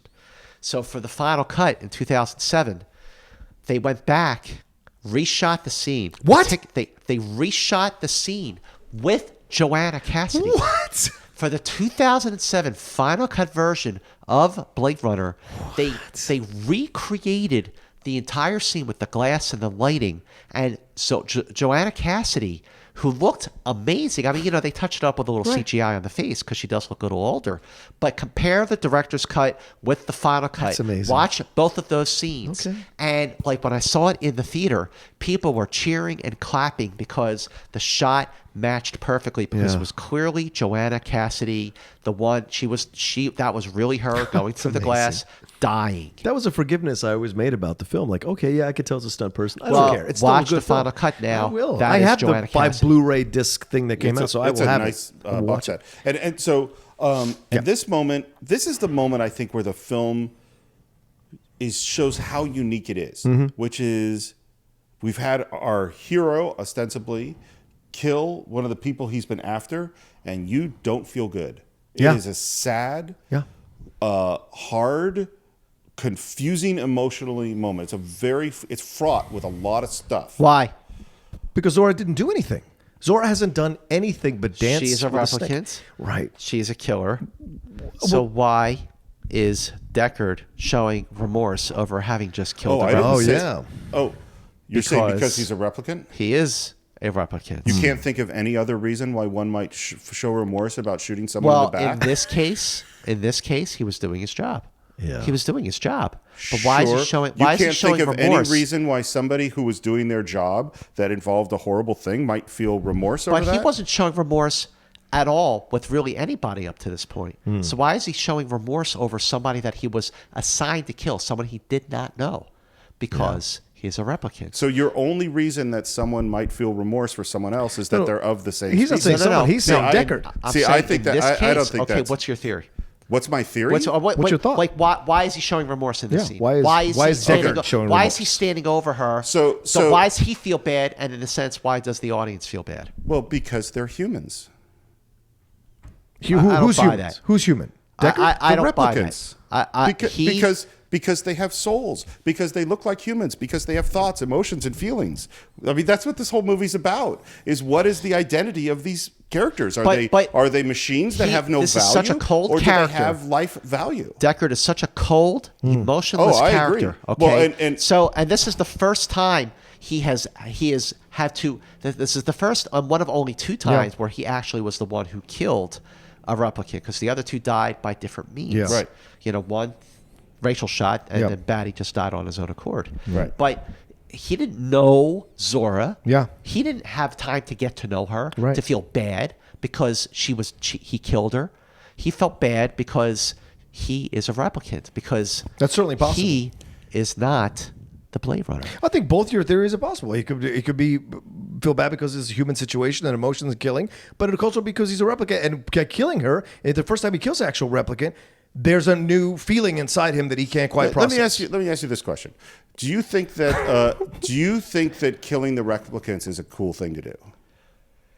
Well, knowing what I know about the replicants, knowing how they were, they because they were conscious and they were aware of their mortality and they had memories, whether they were implanted or not, and they were implanted, they were human. I know that because I've seen the movie 100 times. Well, and so maybe if you first discover this by meeting Rachel, and then you do feel some remorse for being mean to her, which he is, and then you have a couple of other experiences, you don't think that's enough of a reason for a human to maybe start to feel remorse? Possibly. Why are you trying to die on this mountain? I don't understand. Both your theories can work. Well, you're trying to make him. You're trying to convince him. I'm not saying you're wrong. I'm saying that in itself is not great evidence for him being a replicant, because there's a perfectly human explanation for why someone might feel remorse. Well, again, in any other film, in any other story, yeah, absolutely.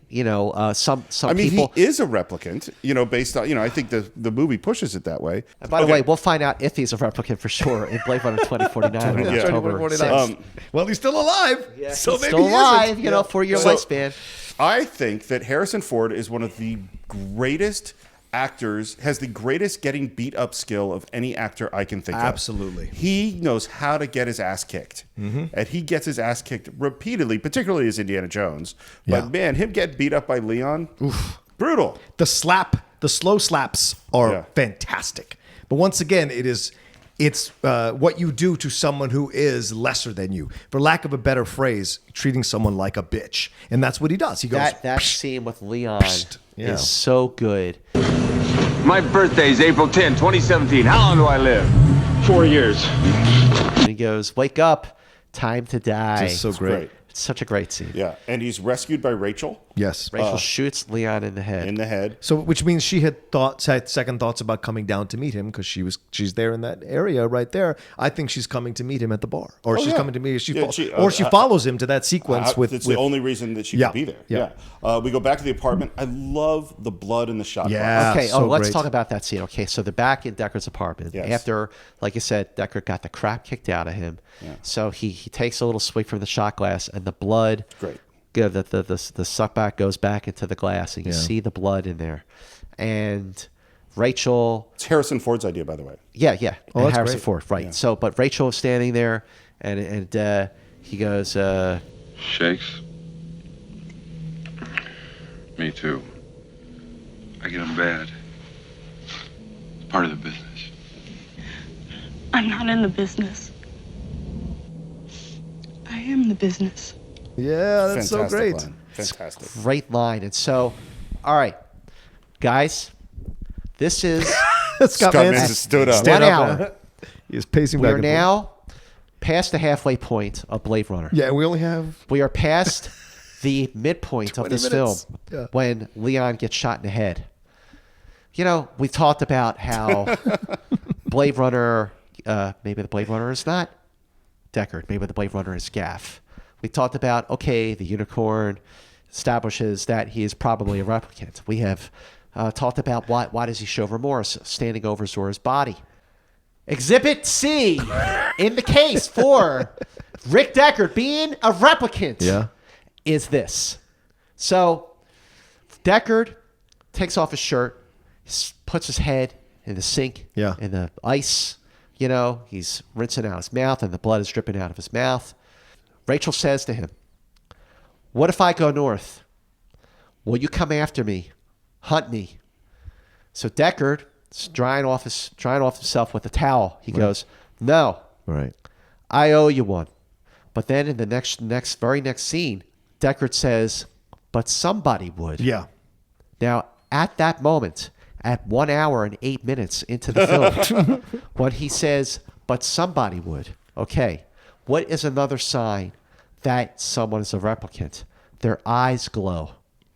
We saw the owl's eyes glow. Good point, yeah. Okay, we saw the owl's eyes glow. We saw Rachel's eyes Yep. glow when she was being interviewed for the Voight-Kampff test. Oh, interesting. And now, at 1 hour and 8 minutes into the film, when Deckard walks behind Rachel and says, "But somebody would," he's out of focus, but clearly you see his eyes are glowing. Interesting. Go home, put on your Blu-ray. No, you're right. 1 hour and 8 minutes. Great point. Everybody listening, stop the podcast right now.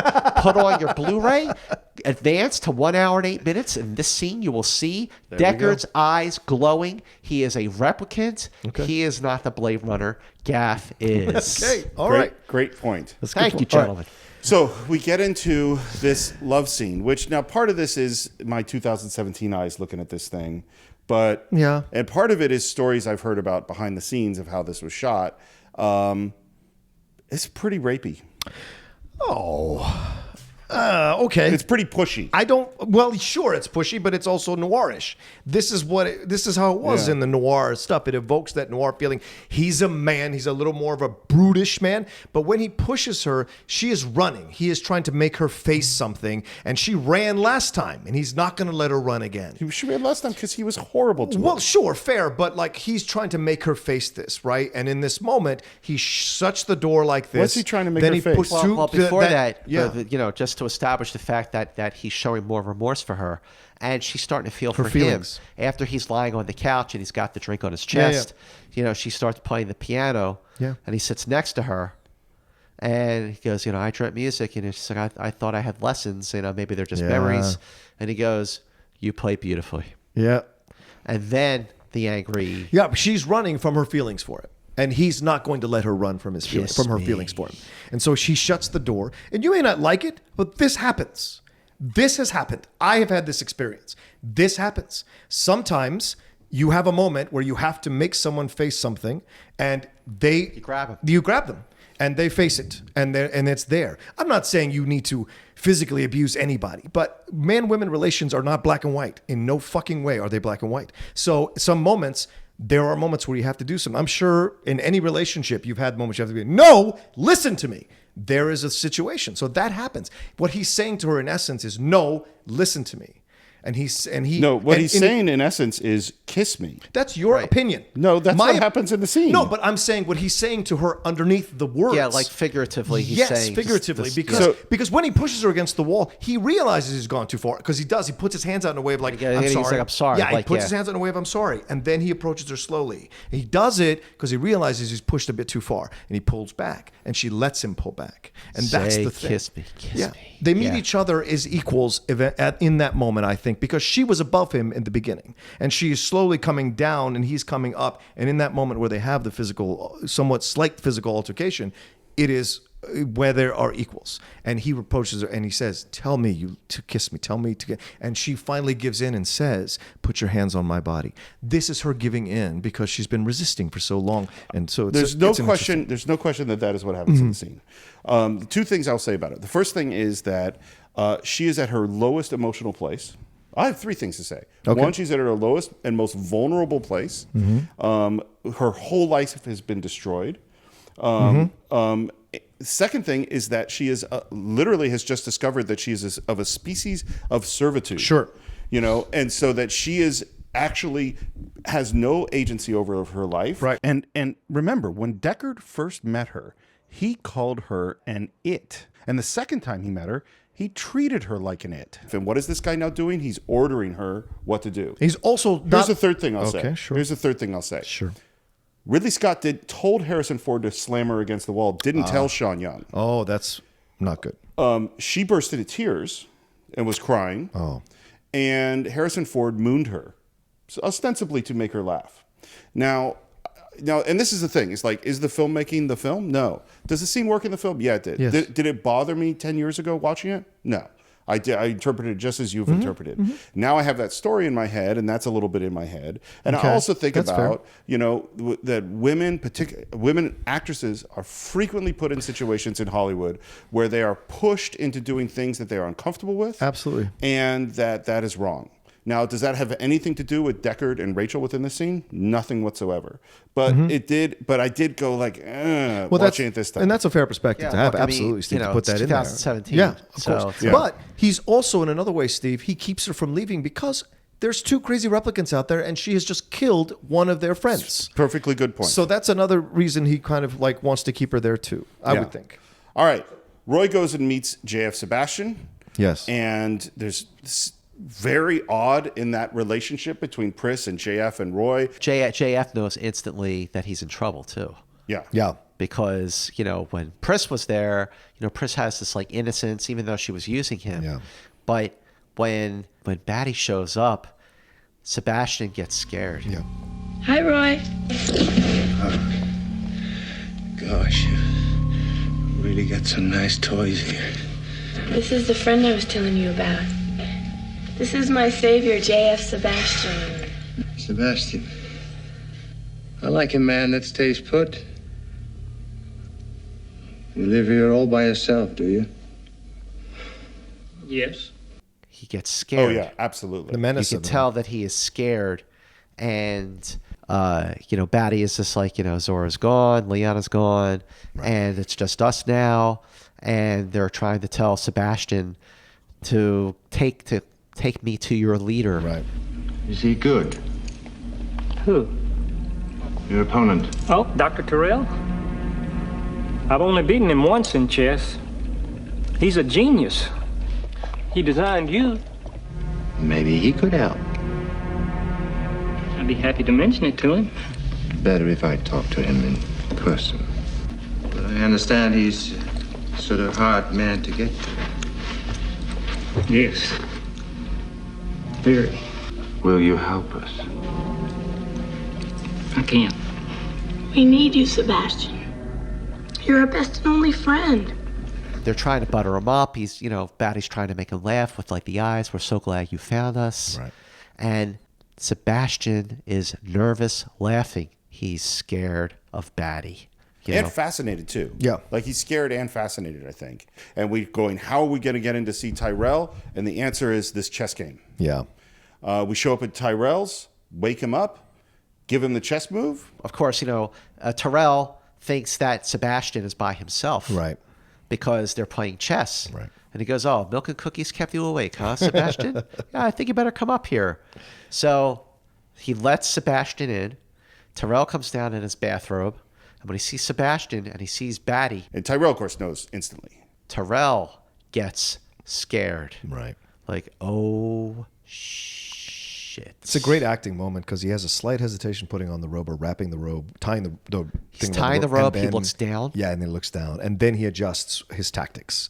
And this is what he tries to do. And he tries to, in essence, he tries to kind of play the father to the situation and compliment him, thinking this is his way out. Yeah. And then we have this beautiful confrontation between Tyrell and Roy, father and son. It's disturbing. Yeah. It is unnerving. It's not an easy thing to meet your maker. And what can he do for you? Can the maker repair what he makes? Would you like to be modified? Had in mind something a little more radical. What seems to be the problem? Death. Death. Well, I'm afraid that's a little out of my jurisdiction. I want more life, Father. And he even calls him father. Yeah, he calls, So you know, insane. and they get into a scientific discussion of the possibilities of like, extending can we his do this? life, What right. about this? Well, Yeah. no, because then this would get screwed up. Right. And he goes, You were made as well as we could make you. But not to last. The light that burns twice as bright burns half as long. And you have burned so very, very brightly, Roy. Look at you. You're the prodigal son. You're quite a prize. I've done questionable things. Also extraordinary things. Revel in your time. Batty is accepting defeat, but not without consequence. Right. Kisses him, squeezes his head. And to this day, especially in the final cut, when Batty grabs Tyrell's head and squeezes it, and crushes his skull, puts his fingers in his eyes, and you see the blood spewing from his eyes in the final cut. I don't care how many times I watch that movie, I have to turn away. It is disturbing. The prodigal son returns to kill the father. And the sounds that actor makes. It's brutal. It's very scary and sad. He's crying out in pain. It's and the owl. It's just the mechanical owl just going back and forth. Great. No remorse whatsoever. By the way, I do want to say one thing. What's so great about Tyrell, and I think it's a costume, those glasses make everything. The glasses are great. They're just the perfect. Those glasses. Sometimes it's just that one little extra thing, and it makes the whole character. Particularly because his death is going to come through his eyes. Yes, exactly. You know? And so we've been focusing on his glasses in this way. Right. Eyes. Yeah. Just like going back to James Hong. Yeah, eyes. Yeah. You know, it's all in the eyes. But and the very beginning of the movie. Yes. Right. The eye looking at you. And the Voight-Kampff test right on the eye. Yep. So, okay. Yeah, they play a big part. Deckard shows up at JF's place. Yeah. And who does he run into but Pris? It's a slow build. You know, Deckard parks outside of the Bradbury, and, you know, the music is just very, very calm. And as you see Deckard slowly making his way up the stairs to the Bradbury, watching his step, you know, trying to keep an eye on everything, you see Pris, like, her head moving back and forth in quick motions, and like her eyes roll back in her head. She knows he's coming. She knows he's coming. So he makes it to the top of the stairs. He gets in. He sees a couple of the toys. Yeah. The room that Pris is in, covered with the veil. Yeah. The lighting in that room is gorgeous. And you have one of the toys, like, laughing. Yeah. And Deckard is just inching his way, slowly but surely, with his gun drawn, not knowing what is real and what is a toy. Right. Not realizing, like, you know, there's a couple real-life figures in the room, not realizing yet that one of them is Pris. But, you know, she's covered and she's not moving, nobody's moving, and the cinematography and then as he pulls the veil off and he's looking closer and closer into her eyes, and she just punches him. He goes flying across the room, and he just, you know, and then she jumps on him and puts her legs around his head, and she's beating the shit out of him. She's terrifying. And Daryl Hannah is great. By the way, she's the one who introduced the idea of gymnastics, because she had done some gymnastics. That happened in the casting process. She said, what if she does like walkovers and things? Yeah. But mostly that's not her doing all the big back handsprings. First there's a female stuntman, and then most of it's a guy. Oh, really? Yeah. Oh, is that right? Yeah, it's a guy. How do they tuck that thing in between? Because it happens real fast. Well, if you look at it, you go like, there's a much thicker person doing some of this. So she's doing all her somersaults and doing all her gymnastics. Yeah. And Deckard just composes himself long enough to get a shot into her. Mm-hmm. And it is a loud shot, like the it's a sound. big gun he's got. Yeah. Like it just goes right into her, like her stomach. Yeah. And she just she freaks out. She is like, you know, like out of control. Mm-hmm. And it's disturbing to see her like that, just like lose all control like that. It's very reminiscent of The Thing. In the sequence with the thing where they hit where they're testing the blood, and then they fall, and I think that's what she's doing. She's like screaming and sounding like an animal, like you're shooting an animal. Or if you've ever seen those videos of them shooting the cows or whatever, like it's scary, the sounds that come out of an animal when they're killing it. And so that is what this the high pitched squealing and the moving quickly. It gives you that feeling of a robot, of an android, of this kind of like Ash in Alien. It has that same kind of vibe, you know, which makes sense for Ridley Scott. That's a good point. And he too is an android. Yeah. And so he in the final cut he shoots her again, and she's still writhing out of control. Right. And then he shoots her for a final time, and she just dies. Yeah. And again, similar to with Zora's death, we the audience, we don't feel good about this. Like, you don't go, I mean, I do more than Zora's death because at least he's in combat. But when she's writhing on the ground in agony, I don't go good. I go, ooh. Okay, it's disturbing. I have a different reaction. I say good because she's been lying to Sebastian this whole time, and so to me, it's like you commit evil, this is your consequence. Like with Zora, I absolutely agree. Zora, I feel sadness when Zora gets killed because Zora is just performing. For all we know, she has nothing to do with what Roy's doing. There is no scene between them where she's like, okay, I want you to do this because then eventually we're going to kill everyone. Like there's nothing Zora's just performing. But with Pris is actively involved in this situation. And so when she gets killed, it's a horrible sound and it unsettles you to no end, but I also think it's a little more of an excusable death because of the evil intentions that she has had. So at this point, Batty comes home. Here comes Roy. Here comes Roy. Oh. And he comes home to find Pris dead. And he touches her blood, puts the blood against his face, and he goes, Pris. Yeah. He's the last one. Tyrell is dead. So this is his last shot. He's dying. This is it. Yeah. So he's going to go out in a blaze of glory. So he goes in, and Deckard is waiting for him. And he runs by at the end of the hall. Deckard fires. He misses. Not very sporting to fire on an unarmed opponent. Aren't you supposed to be a good man? Good man? Yeah. And he goes, come on, Deckard. Show me what you're made of. Aren't you supposed to be a good man? Show me what you're made of. And then he breaks his fingers. Yeah. Brutal. Yeah. At this point, the taunting that Batty does with Deckard is the stuff of great cinema. 4,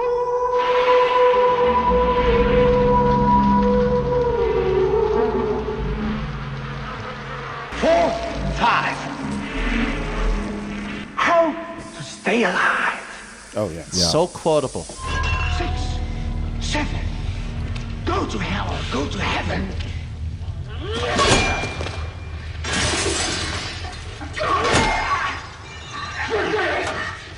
That's the spirit.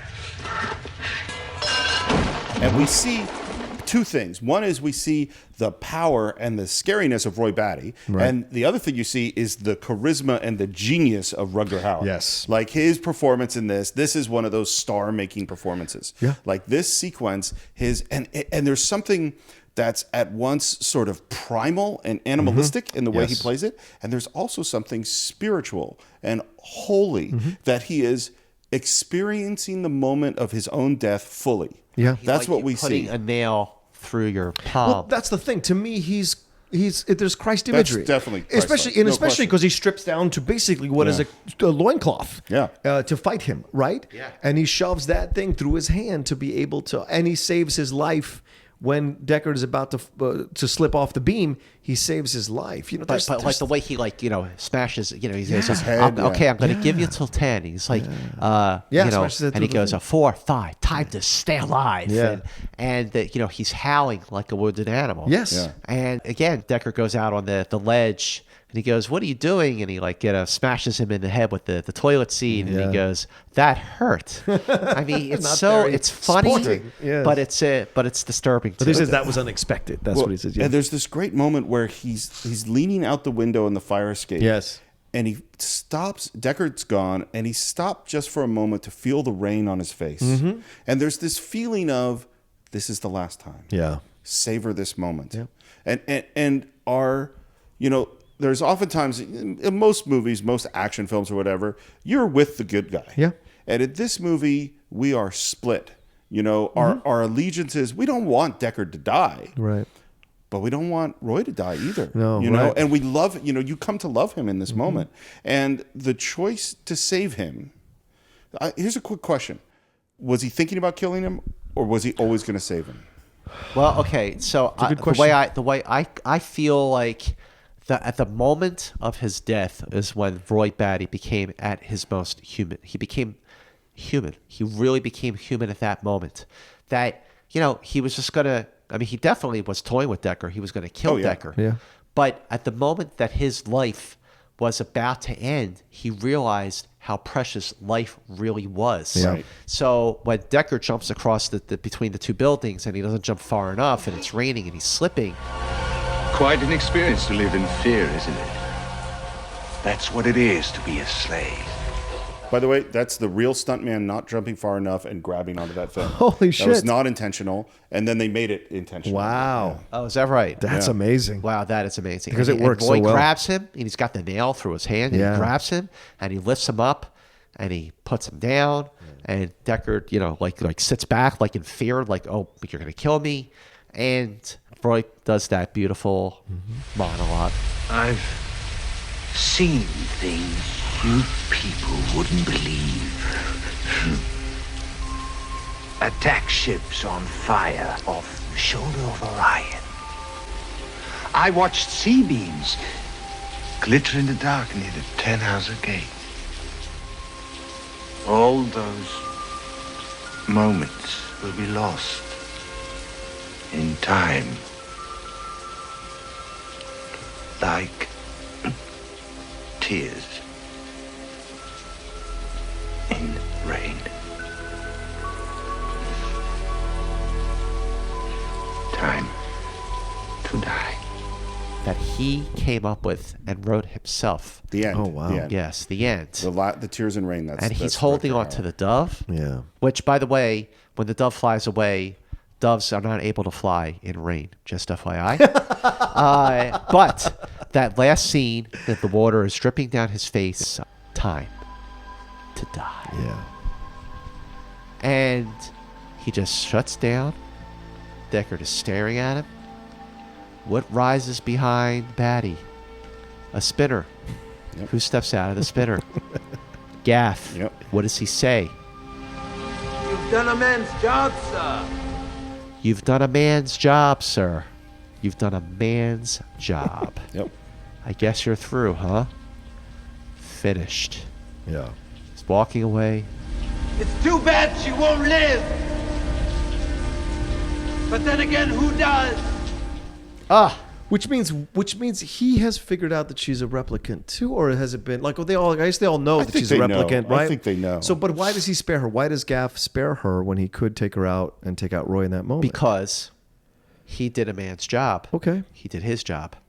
I think Gaff spares him because of if he's been following him, then he sees what Roy Batty does. Like, why wasn't he helping him? Well, I see. That's what I'm saying. What I'm saying, when he watches, if he's been following him, then he's been watching Roy Batty. And in this whole sequence, he watches this whole sequence. In the scene when Roy saves him instead of letting him die, maybe Gaff in that moment realizes that there's goodness and possibility of goodness in these replicants and understands their struggle and lets Deckard and Rachel live. And for whatever reason. Like because Gaff was there, he was there the whole time. Yeah. He was watching the entire time. He saw it all. I love this theory, by the way. And I mean, as a lover of film, I love this theory. It's not just one scene. He shows either shows up before or after key moments in the film when these replicants are dying. And except for when Pris dies, because that Pris dies and then Batty dies. But for him to just always be there right in the nick of time, like there's got to be a reason for it. And I think it's because he is the one sort of pulling the strings the whole time. He is like Gaff is the Blade Runner. Well, whether or not, and by the way, I have no objection to your theory. Right. What we do know, if we are on the assumption that he's a replicant, which I think in the final cut, there's no question that that's true, then this whole thing is some kind of strange experiment. Right? That's fair. They're going, what can we use replicants to hunt other replicants? And what will happen? It seems to be some kind of a not entirely controlled experiment. And so the fact that Gaff is observing them at the end is we're observing this experiment, to see what happens. And Steve, it reinforces the idea that he's a unicorn. Yeah. Because he is an anomaly even within an anomaly. Well, just as Rachel's an anomaly. Right. We're like, what those two, yeah. What are we doing here? They're kind of an then it could be the next stage. Now, what I can't explain, what I can't figure out is when Deckard goes back to fetch Rachel. Yes. And do you love me? I love you. And he grabs her, and they're going, and they're walking across to the elevator. And he picks up the origami, and he's looking at it. And in his head, he hears what Gaff said again. Right. It's too bad she won't live, but then again, who does? And as he's hearing the dialogue in his head, he's looking at the unicorn. He's looking at the origami, and he's shaking his head. Yes. He's shaking his head like he understands. Yep. Does he understand That he's a replicant? That he's a replicant. Or does I he don't know. or does he understand that like Gaff spared her? Right. But why? But why? Right. But I'm saying he spared her maybe like as a thank you to him in a way. Now Maybe. in the director's cut, the final cut, they get in the elevator. That's it. Thank God. Thank God. I yeah. love that ending. I hate Yeah. the shot of them on the car going away. Like, where the fuck are you going? Yeah, By the way, you know where those they're- shots come from? Where? That's outtakes from The Shining. The Shining. He called up Kubrick and said, "You must have shot more stuff." What? Yeah, that's Bastards. what that is. Does in the director's cut? I don't remember it. Does the dove still fly up into the sun? Yes. The brightly lit sky, Yes. which makes no After sense at it's all. all rain, and meanwhile, again, the dove Okay. is soaked because I it's hate been the raining dove. the whole I wish time. they cut that out. Because Barry's been holding on to Yeah. the dove the whole time. Right. Which, There's of course, no way is that Jesus dove would imagery have been too. able to fly, because of the because it had been soaking wet. Right. But by the way, that was shot on the last day of the shoot. Wow. And it was a 27-hour day. What? 27-hour day. Oh, and boy. they couldn't shoot because the sun is rising. They're Yeah. shooting exteriors, so they had to tear down that whole rooftop corner set and move it into a soundstage and continue to shoot the whole time. Good God. All right, so you want to hear my theory? Oh, here we go. All right. Okay. Here You we already go. know mine, but let's hear yours. Mine's more philosophical than actual, but here's my theory. And if you know Steve Morris, this makes sense. Go ahead, yes? I was thinking about this movie a lot, and it's been obsessing me over the last several days, and just keep thinking about it. And what I finally came to, and why the movie is so unsettling, and why it is so unique, is that Deckard is not the hero. Is Right. that Deckard is the villain. He's a bad guy. Ooh. Is that if you look at the course of this movie, and it's both with the theatrical version and the director's cut, this is a guy who shows minimal amounts of remorse. We meet him. He's pushed fairly easily into going back to his job of being essentially an assassin. He goes to when he first sees Rachel when she comes to his apartment, he callously destroys her. Shoots Zora in the back. And yeah, does he feel a little bad? A little bit. Then he is fairly pushy in the sex department with Rachel. There's never a sense of like he's going to save Sebastian or Tyrell. That's not his motivation. His motivation is to kill these people. That's it. And as they become more human in our eyes, I think, when you feel more compassion for them, there is nothing in him that is doing anything for a noble reason, almost at all throughout the film. As opposed to, imagine this movie, because I think this is what...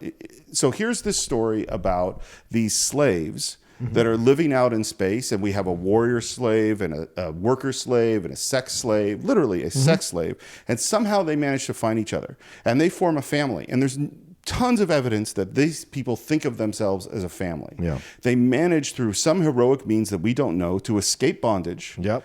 They go back home. What's their only motivation? Their only motivation is for freedom and for life. Okay. In this film, they do not actually attack any innocent people. I don't think.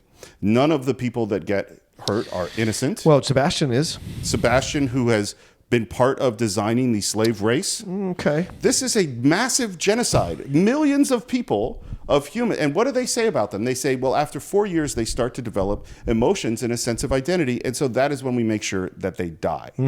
So we've created a race of sentient beings. I mean, honestly, normal humans get a sense of identity at about 4 years old. But we've determined that we are going to, despite the fact that they are sentient and have real emotions, that we are going to kill all of them at 4 years because that's when they stop being useful by doing things like being sex slaves and warriors. So they come back, they find their makers. And to me, by the way, killing Tyrell is a completely justified act. The guy's like a Hitler.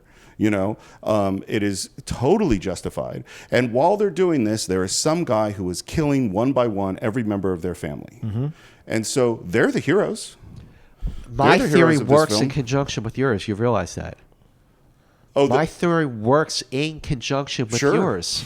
Because, first of all, Roy Batty is the most sympathetic character in this movie. You're right. I don't the agree, but okay.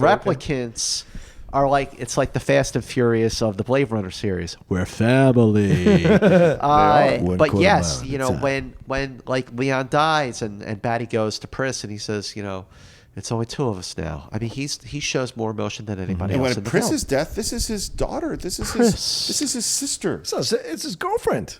I don't know. I think maybe it's his his girlfriend. Whatever it is, It's love. This is pure, true Absolutely. love. Absolutely. Could be That sister. I hadn't moment thought about when it. he Could be kneels sister. down to her, touches her lips and touches her wounds and puts the blood on his face was the biggest demonstration of humanity next to Batty saving And this goes to Deckard. what is Roy's most important choice in the film? He has the person who has murdered his family. And what does he choose to do in the last moments of his life? He doesn't kill him. Instead, he says, I'm going to try to spend my last moments teaching the person who has murdered my family that I am human and my life has meaning. That's certainly fair, Steve. Again, great theory. Yeah. I love it. Works in conjunction with mine. Sure. I don't 100% agree. By the way, I'm not knocking down your theory. Yeah. Yeah. I don't 100% agree because you're conveniently leaving out Deckard's moments of humanity. There are a few. There are a few, quite a few in this film. There are moments where he does not force Rachel to have sex with him. I disagree with that completely. Only the moment when he pushes her against the wall and then he's relaxed. But the way he makes love to her, they make love to each other. That is a real, very tender moment. Okay. And when he shows remorse for Zora, that is legitimate remorse there. He resists. He doesn't want this job. We can't conveniently forget that fact at the beginning of this film. He wants to turn this job down. He does not want to have to do this, right? And what's his face pins him into a corner and says he has to do it. The only person he kills is a Pris. He does not kill Rachel. He does not kill Roy. He doesn't kill Leon. And he kills Zora. I guess he kills Zora, right? Yes. So that's the moment of remorse. Was he going to kill Roy? He was. Well, I think he was going to get there to kill Roy. Yeah, probably. Well, and this is what's interesting too with. But Pris attacks first, and this is what's interesting. It removes his impetus. His job is to kill them. Right. His job is not to arrest. I mean, honestly, they're going to die next week anyway. But if his job is to kill them, why doesn't he just kill her in the fucking dressing room? While she's in the shower. It's a good question. That's what I'm saying to you. There's something I'll else tell you here. why. Because he liked checking her out. That's why. Oh, Jesus Christ. Shut up. I don't agree with that at all. That's good. I like that, Steve. My feeling is that he is exploring this for himself as well. And we don't know. All we know is what they tell us at the beginning, that he's a specialist in this. But we don't know if those memories are implanted in him, and we've never seen it, and he's never actually killed anybody. No, that's very true. And that's what I enjoy about the movie. And it's interesting too. Like one of the differences in the theatrical. But your theory works. One of the differences in the theatrical version is that because originally I thought, the voiceover is just there to explain stuff we don't understand. Right. It actually isn't. Thinking about it this time is that almost every one of those voiceovers is an attempt to humanize him, to separate him from the evil of what he is actually doing. That's a great point. So in the first, we meet M. Emmett Walsh, and he says, "Skin jobs. That's what Bryant called replicants. In history books, he's the kind of cop used to call black men niggers." So it shows, he sees the racism of this guy. Right. He goes, this will go in the books after Zora dies. The report would be routine retirement of a replicant, which didn't make me feel any better about shooting a woman in the back. There it was again. Feeling in myself for her. So what we hear throughout the theatrical version is him mulling over, are these humans or are they not? Right. And that both makes him more human. It doesn't make him less of the bad guy to me. Okay. Because in the theatrical version, he's contemplating their humanity, but still acting in the same way. If you're contemplating their humanity, if he makes the comparison between replicants and black people at the very beginning of the movie, then what he is doing is even more evil. Yeah. Because he's already seen them as human. That's fair. If we take that out, then we don't have that window into his soul. But he's our protagonist, so it's his journey, right? And no question about it. And I agree. It's just the journey of a bad guy. I don't know if I wouldn't say that, but I see your point. I see your theory. I just think I think that end moment with Roy is really powerful, right? Because beautiful, and that's the only voiceover that I think should stay in the film is when he says, "I don't know why he saved my life. Maybe in those last moments he loved life more than he ever had before. Not just his life, anybody's life." And I think there's a power in that.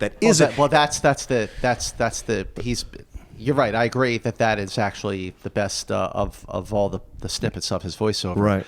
But it's also something that we get anyway. Yeah. I mean, just that he's just looking at him. Yeah, after the blinking. he shuts down, yeah. the way he just has that hard blink, he was human. Right. He was human. By the way, the movie of the replicants coming into consciousness and escaping their slavery as a family, I want to make that movie. That prequel movie would The be great. Revolution. Yeah. Yeah. That's the movie that I want to make. I think if Write it. 2049 blows Write it, up, Steve. Yeah, Do it. right. Yeah. If It could 2049 be blows the Blade up, why not? Runner. You can have the Blade Runner cinematic universe. Can you hook me up with Ridley Scott? And I might be able to. There you go. All right, I might be done. able to. All right. Well, this Cine-Files is suddenly worth it, ladies and gentlemen. Yes, it is. All right. Scott, could I ask you for your final thoughts on Blade Runner? My final thoughts on Blade Runner is that Blade Runner is like a fine wine. It gets better with age. The fact that more people have discovered the film through the years, they've watched it over and over and over again. They have developed their own theories, like the three of us have, that they've dissected and absorbed the film, that it has influenced so much throughout Hollywood history these last 35 years, that the film has topped a movie like 2001: A Space Odyssey as the most groundbreaking and influential sci-fi movie of all time. Yeah. That the themes that the movie explores about humanity have been explored so many times on film and in TV shows like Battlestar Galactica, like Westworld. And absolutely. You know what I mean? Like, and especially as we go further and further into the 21st century, where the themes of what it means to be human will become not just the stuff of entertainment, but reality. Yeah. I feel like Blade Runner will continue to manifest itself as a movie that will continue to get better with age. Agreed. What about you? This is one of my favorite films ever. It is one that whenever I revisit it, I'm immediately immersed in the world. It shakes my heart from beginning to end. It echoes inside my heart from beginning to end because of what it explores, what it exposes, and what it causes, the journey it causes you to go on, as Scott was saying here, the themes that you have to explore. But also cinematically, it's one of the most amazingly beautiful sci-fi films to watch. Still ahead of its time, even here in 2017. I think it's Harrison Ford's best performance, in my opinion, of any film he's ever been in. And I think Sean Young is never better. I think Daryl Hannah is never better. Yeah. Rutger Hauer is never better. Agreed. This is, and I would argue that Ridley Scott is never better. And this whole film is a moment in time where everyone is in their prime, and it is one of the most fantastic pieces of film, and it may be the greatest noir ever this side of Touch of Evil, which we have already talked about on the Cine-Files. And one thing I think is really interesting that we didn't touch on is Roy's poem when he walks in and he says, the fiery angels that fell, deep thunder rolled around their shores, burning with fires of orc. It's adapted from Blake's America, a Prophecy. The actual line is, fiery the angels rose, and they rose, deep thunder rolled around their shores, indignant burning with the fires of orc. The orc is this powerful creature, and the story of the orc is the son killing the father, the young replacing the old, and it is this whole thing. And so there's so much about this that is evocative. And when I watched it in my 20s, got it. When I watched it in my 40s, powerful. Like, it's like, as my life is ending, as I'm getting closer to my life ending, there's more power in this movie than it was when I watched it in my 20s. I no longer watch it as a cinematic masterpiece. Now I watch it as a treatise on life. And that's what this movie is. To clarify what you said, Ridley Scott has never been better, and it is even better than Alien. Yes! Listen, that was what makes the Cine-Files worth it, mister. That is it. Finally, you can't claim I won movie fights and then try to distract every point I made. All right. There we go. All right. Steve, your final thoughts. My thoughts. Well, first of all, when I watched it with my wife, she said something, and I think she might be right, which is that this might be the most beautiful designed film of any film I can think of. The look of this film is unlike anything else. Mm-hmm. Every single detail, every single color, every single prop, set design, costume design, it is absolutely gorgeous. Mm-hmm. And what's interesting to me that I was thinking about is partially it's because of Harrison Ford. It gets put with those movies like Star Wars and Empire and Raiders and all of these films. And anyone going to see it, I think, would have the same reaction that you had as a kid, which is that this is not one of those. In fact, in a lot of ways, this is more of a 70s movie than an 80s movie. For this reason is that it is dark, it is brooding, it is hard to decipher, it has a lot of complicated questions that it just leaves out there and doesn't answer. And was one of the interesting things I found watching it this time. So when we're getting ready to do a movie, I always watch a movie with my iPad in my lap because I take copious notes because I want to, like, every thought that occurs to me, something I want to do research on, something I want to explore, anything from behind the scenes, I'm always taking notes when I watch the film. When I watched Blade Runner, I barely took a note. I just didn't have anything to write down. Right. And part of that was I was just in the film. Yeah. And part of that is that I just was like, I don't know what to say. Yeah. You know? And then it took days and days since I watched it and thinking about it to figure out what I wanted to say about the film. That's how profound I found this film. When I watched it, it stunned me to silence. And those of you who know me know I am not an easy person to shut up. It's very true. So, or to stun into silence. I would say to stun into silence. I wouldn't say shut up. But what you said, Steve, is absolutely right, and I echo 100% what you say. This is above those films. It's above Star Wars. It's above, to me, it's a more elevated take on science fiction than what you'd find in Star Wars or Star Trek or anything else. And Star Trek does explore these themes more powerfully than Star Wars does, but there's something about Blade Runner that's a whole nother level. I don't like above. I like to me. That's why I'm saying it. Yeah, no, I'm saying it. I Yes. understand that. Yes. But to me, it's just a different continent. Like I don't like to put. Oh, that's like fair. I don't like to take a genre, you know, because it's like, is Lawrence of Arabia a deeper film than Godfather? Than Airplane? Okay. Yes, Yes, it it is. is. But Airplane is at the top of where it is. Mm-hmm. Do you know what I mean? And so this is apples and oranges to Empire Strikes Well, Back. sci-fi genre. It's an entirely different kind of flying Yeah. altogether. Well, don't you say things transcend? Wouldn't you say it transcends? I think it transcends the genre. It does. That's what I would say. Yeah, it absolutely transcends the genre. Surely you can't be serious. I am serious, and don't call me Shirley.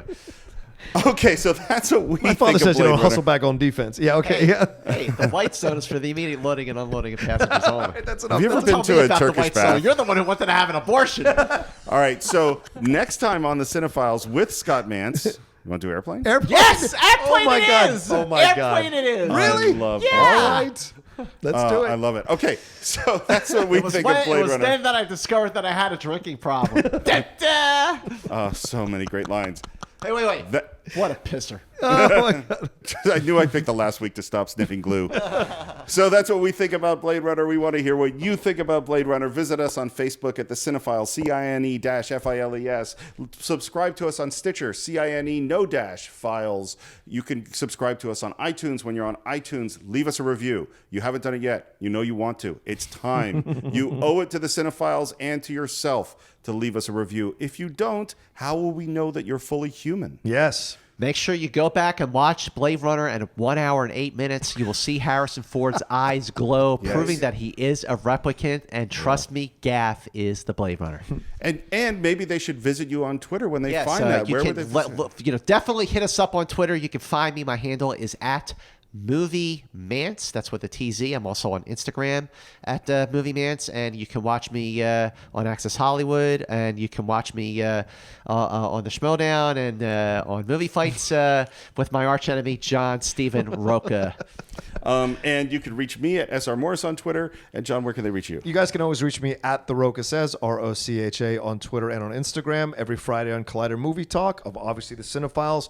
Please subscribe to us on our YouTube page as well. Oh, that's right. We have a YouTube page. Every one of these goes right to YouTube, so you can watch them in the privacy of your home while you're cleaning your house or hanging out at your house if you don't want to listen to it on iTunes. And so we want to make this as accessible to everybody as possible. And I want to thank everybody who's commented, who's sent us tweets, who's pushed us into the top tier of TV and film for Podomatic. Thank you so much for doing that for us. We really appreciate it. And Scotty, definitely, Star Trek 2 put us up in the number 6 or 7. So happy to hear that. Yeah, you Oh, were that's amazing. great. The people were so in love that episode. That makes me happy. So Thanks, so much. thanks for having me on And- again, fellas. I appreciate it. And I want to personally thank you for coming because I always love thank you, doing man. movie with you. It's always a pleasure. It's always a pleasure. It's been great having you, Scott. Thanks, Steve. And that's it for this week. We will see you next time on the Cine-Files.